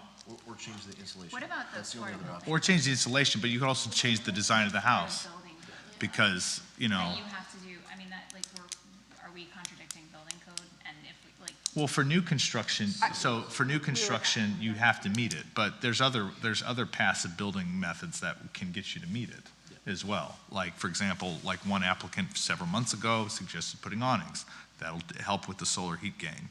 So what's the 55%? What's your recommendation? Well, I think we're trying to kind of flesh that out. But I think if we're consistent with clear on street facing, I don't want to limit it to front, but street facing. Code, like who's going to be figuring? In other words, if we make if we say the street facing has to be clear, we can figure that out. And then by giving them that directive, they can't. Like, who's saying at that point that we're approving it that they're still meeting building code? Are you policing that, or who's? Well, or building. Is it then get kicked back to us? Well, that's the thing. So when it would come in on a permit, historic would review at the same time as building, right? And if we approve it compliant to our condition and it fails building, it would come back on us and we'd have to figure something out. So by the way, That's a good question. all the glass needs to be laminated glass minimum, right? Yeah. So laminated glass to be impact has a film, but the film can be clear, but not all of the manufacturers use a clear interlayer, right? So, but I think that we should go back to the clear glass on the front. And maybe when you're working with the people, you need to just raise the flag, like you need to make sure that your numbers are still meeting. And we, if someone is requesting to use clear, a clear low E, we always require some kind of brochure material because, most companies will offer like 3 different types of low E and one of them is going to save you 100% on your energy costs. And there's usually I'm not sure how accurate it is, but there's like a color snippet of clear to green to blue. And a lot of the times the blue is circled, right? So we catch a lot of things. It's just some get through. But I think if we can keep it off the front. And what happens if somebody wants to use a laminated insulated glass? Because that will reflect even more, but we cannot say, I mean, I am using laminated insulated on every single project. I do too. We only use laminated insulated in our high-end condos. Well, you're doing that for sound also, Gabe. The laminate, the sound is much. Correct. Yeah, acoustics. I think we need to have. I suppose I'd be open to seeing. It's just more of just like the low E just exacerbates the color of the glass. The innate. So if it's like, I don't think it being, if there's no low E on it, like the insulated glass, it won't be that much worse than a regular laminated. What were you saying, Taylor? I was just saying that I do think that we need to have an option, an allowable option, besides clear glass for new construction, because there are issues with new construction not being able to meet the energy code requirements. So I think that there needs to be either a brief list of allowable alternatives or a list of not allowed specifications. Maybe that's to that point. Maybe that's maybe that's where the I've seen it on new construction and on historic houses recently. So, but maybe that's where it's coming in. But I think then maybe we have to require the low iron glass. I have to imagine that there's a number of those examples of houses in the district where whatever was approved, it doesn't matter, because in construction they're going to order windows, right? And who knows, right? That you can change you might be getting what the window supplier wanted to put on it to meet right. So it's. I think that we need to go back to the clear glass, but I know the Vitacom rep for Florida, or for the whole southeast. Makes sense to bring him maybe next month if he's around and have a discussion with him. Go straight to the. It's the yeah. glass manufacturer in the country. No, I'd be open to that. I think that'd be great. Yeah, if he could bring samples. That sounds like that'd be cool. Could we get somebody from the building department too, as far as like helping us work through like the code for new construction? Just I can. It would be nice to have a whole complete package of like this is what is allowed for new construction, for historic. Here's your lane. Gotcha. No, that's a good idea. We could take it one step further. If we have our preferred vendor or supplied list, it would be good to have your premium, then your economy version. I mean, not everyone's else. Yeah.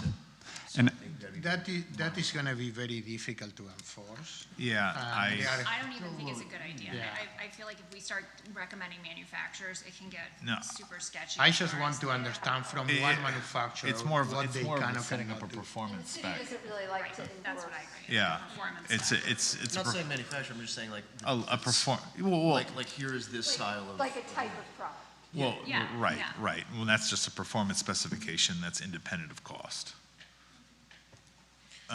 Of how Everyone's that would. going to ask the same question. Well, of course, I know they will. It just makes sense to have that answer right away. Yeah. I understand what you're saying. But I don't think as a city or city appointees or whatever we are, that we can recommend a particular manufacturer. Yeah, the city doesn't like to. Well, take manufacturer. I'm just saying like chicken, fish, or vegan. Yeah. Right. Well, I think exactly.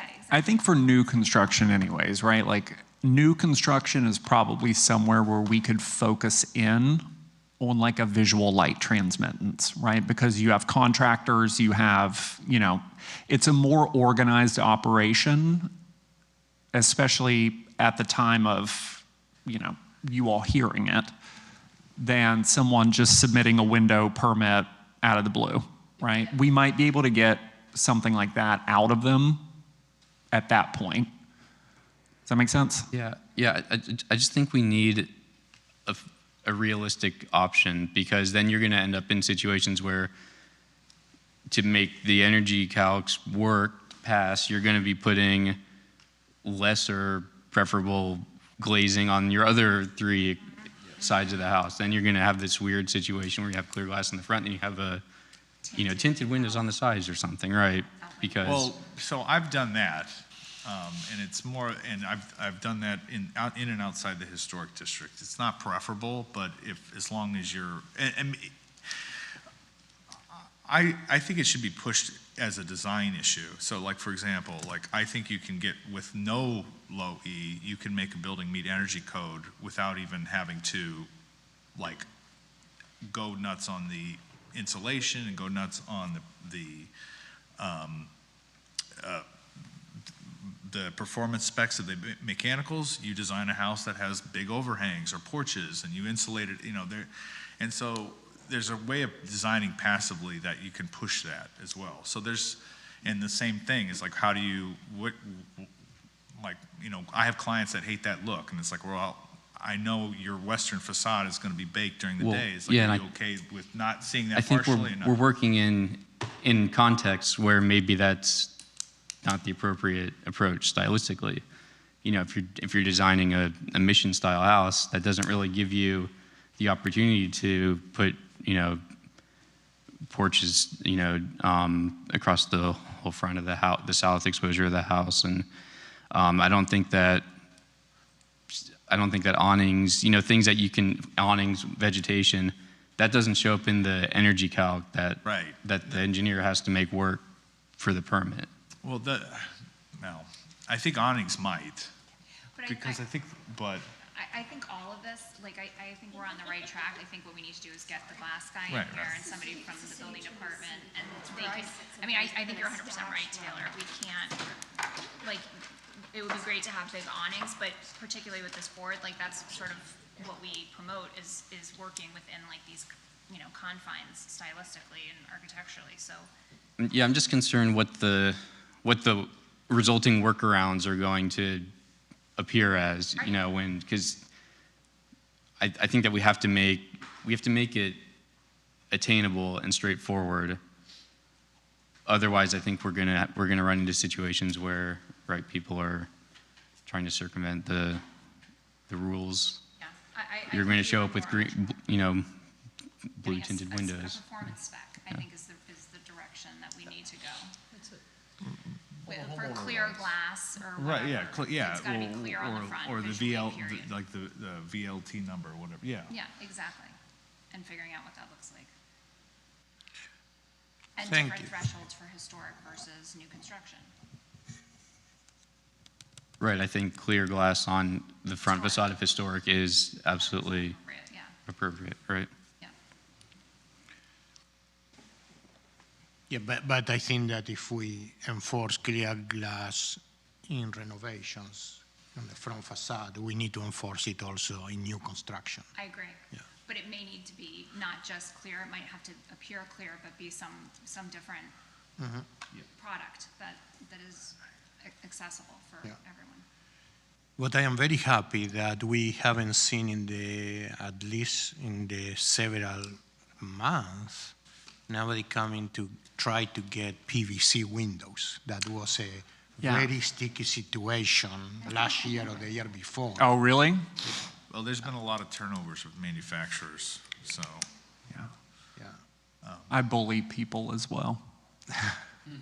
How probably that's the case. Right. Okay, can I have a motion to adjourn? Second? Second. Okay, meeting adjourned. Thank you, everyone. Thank you.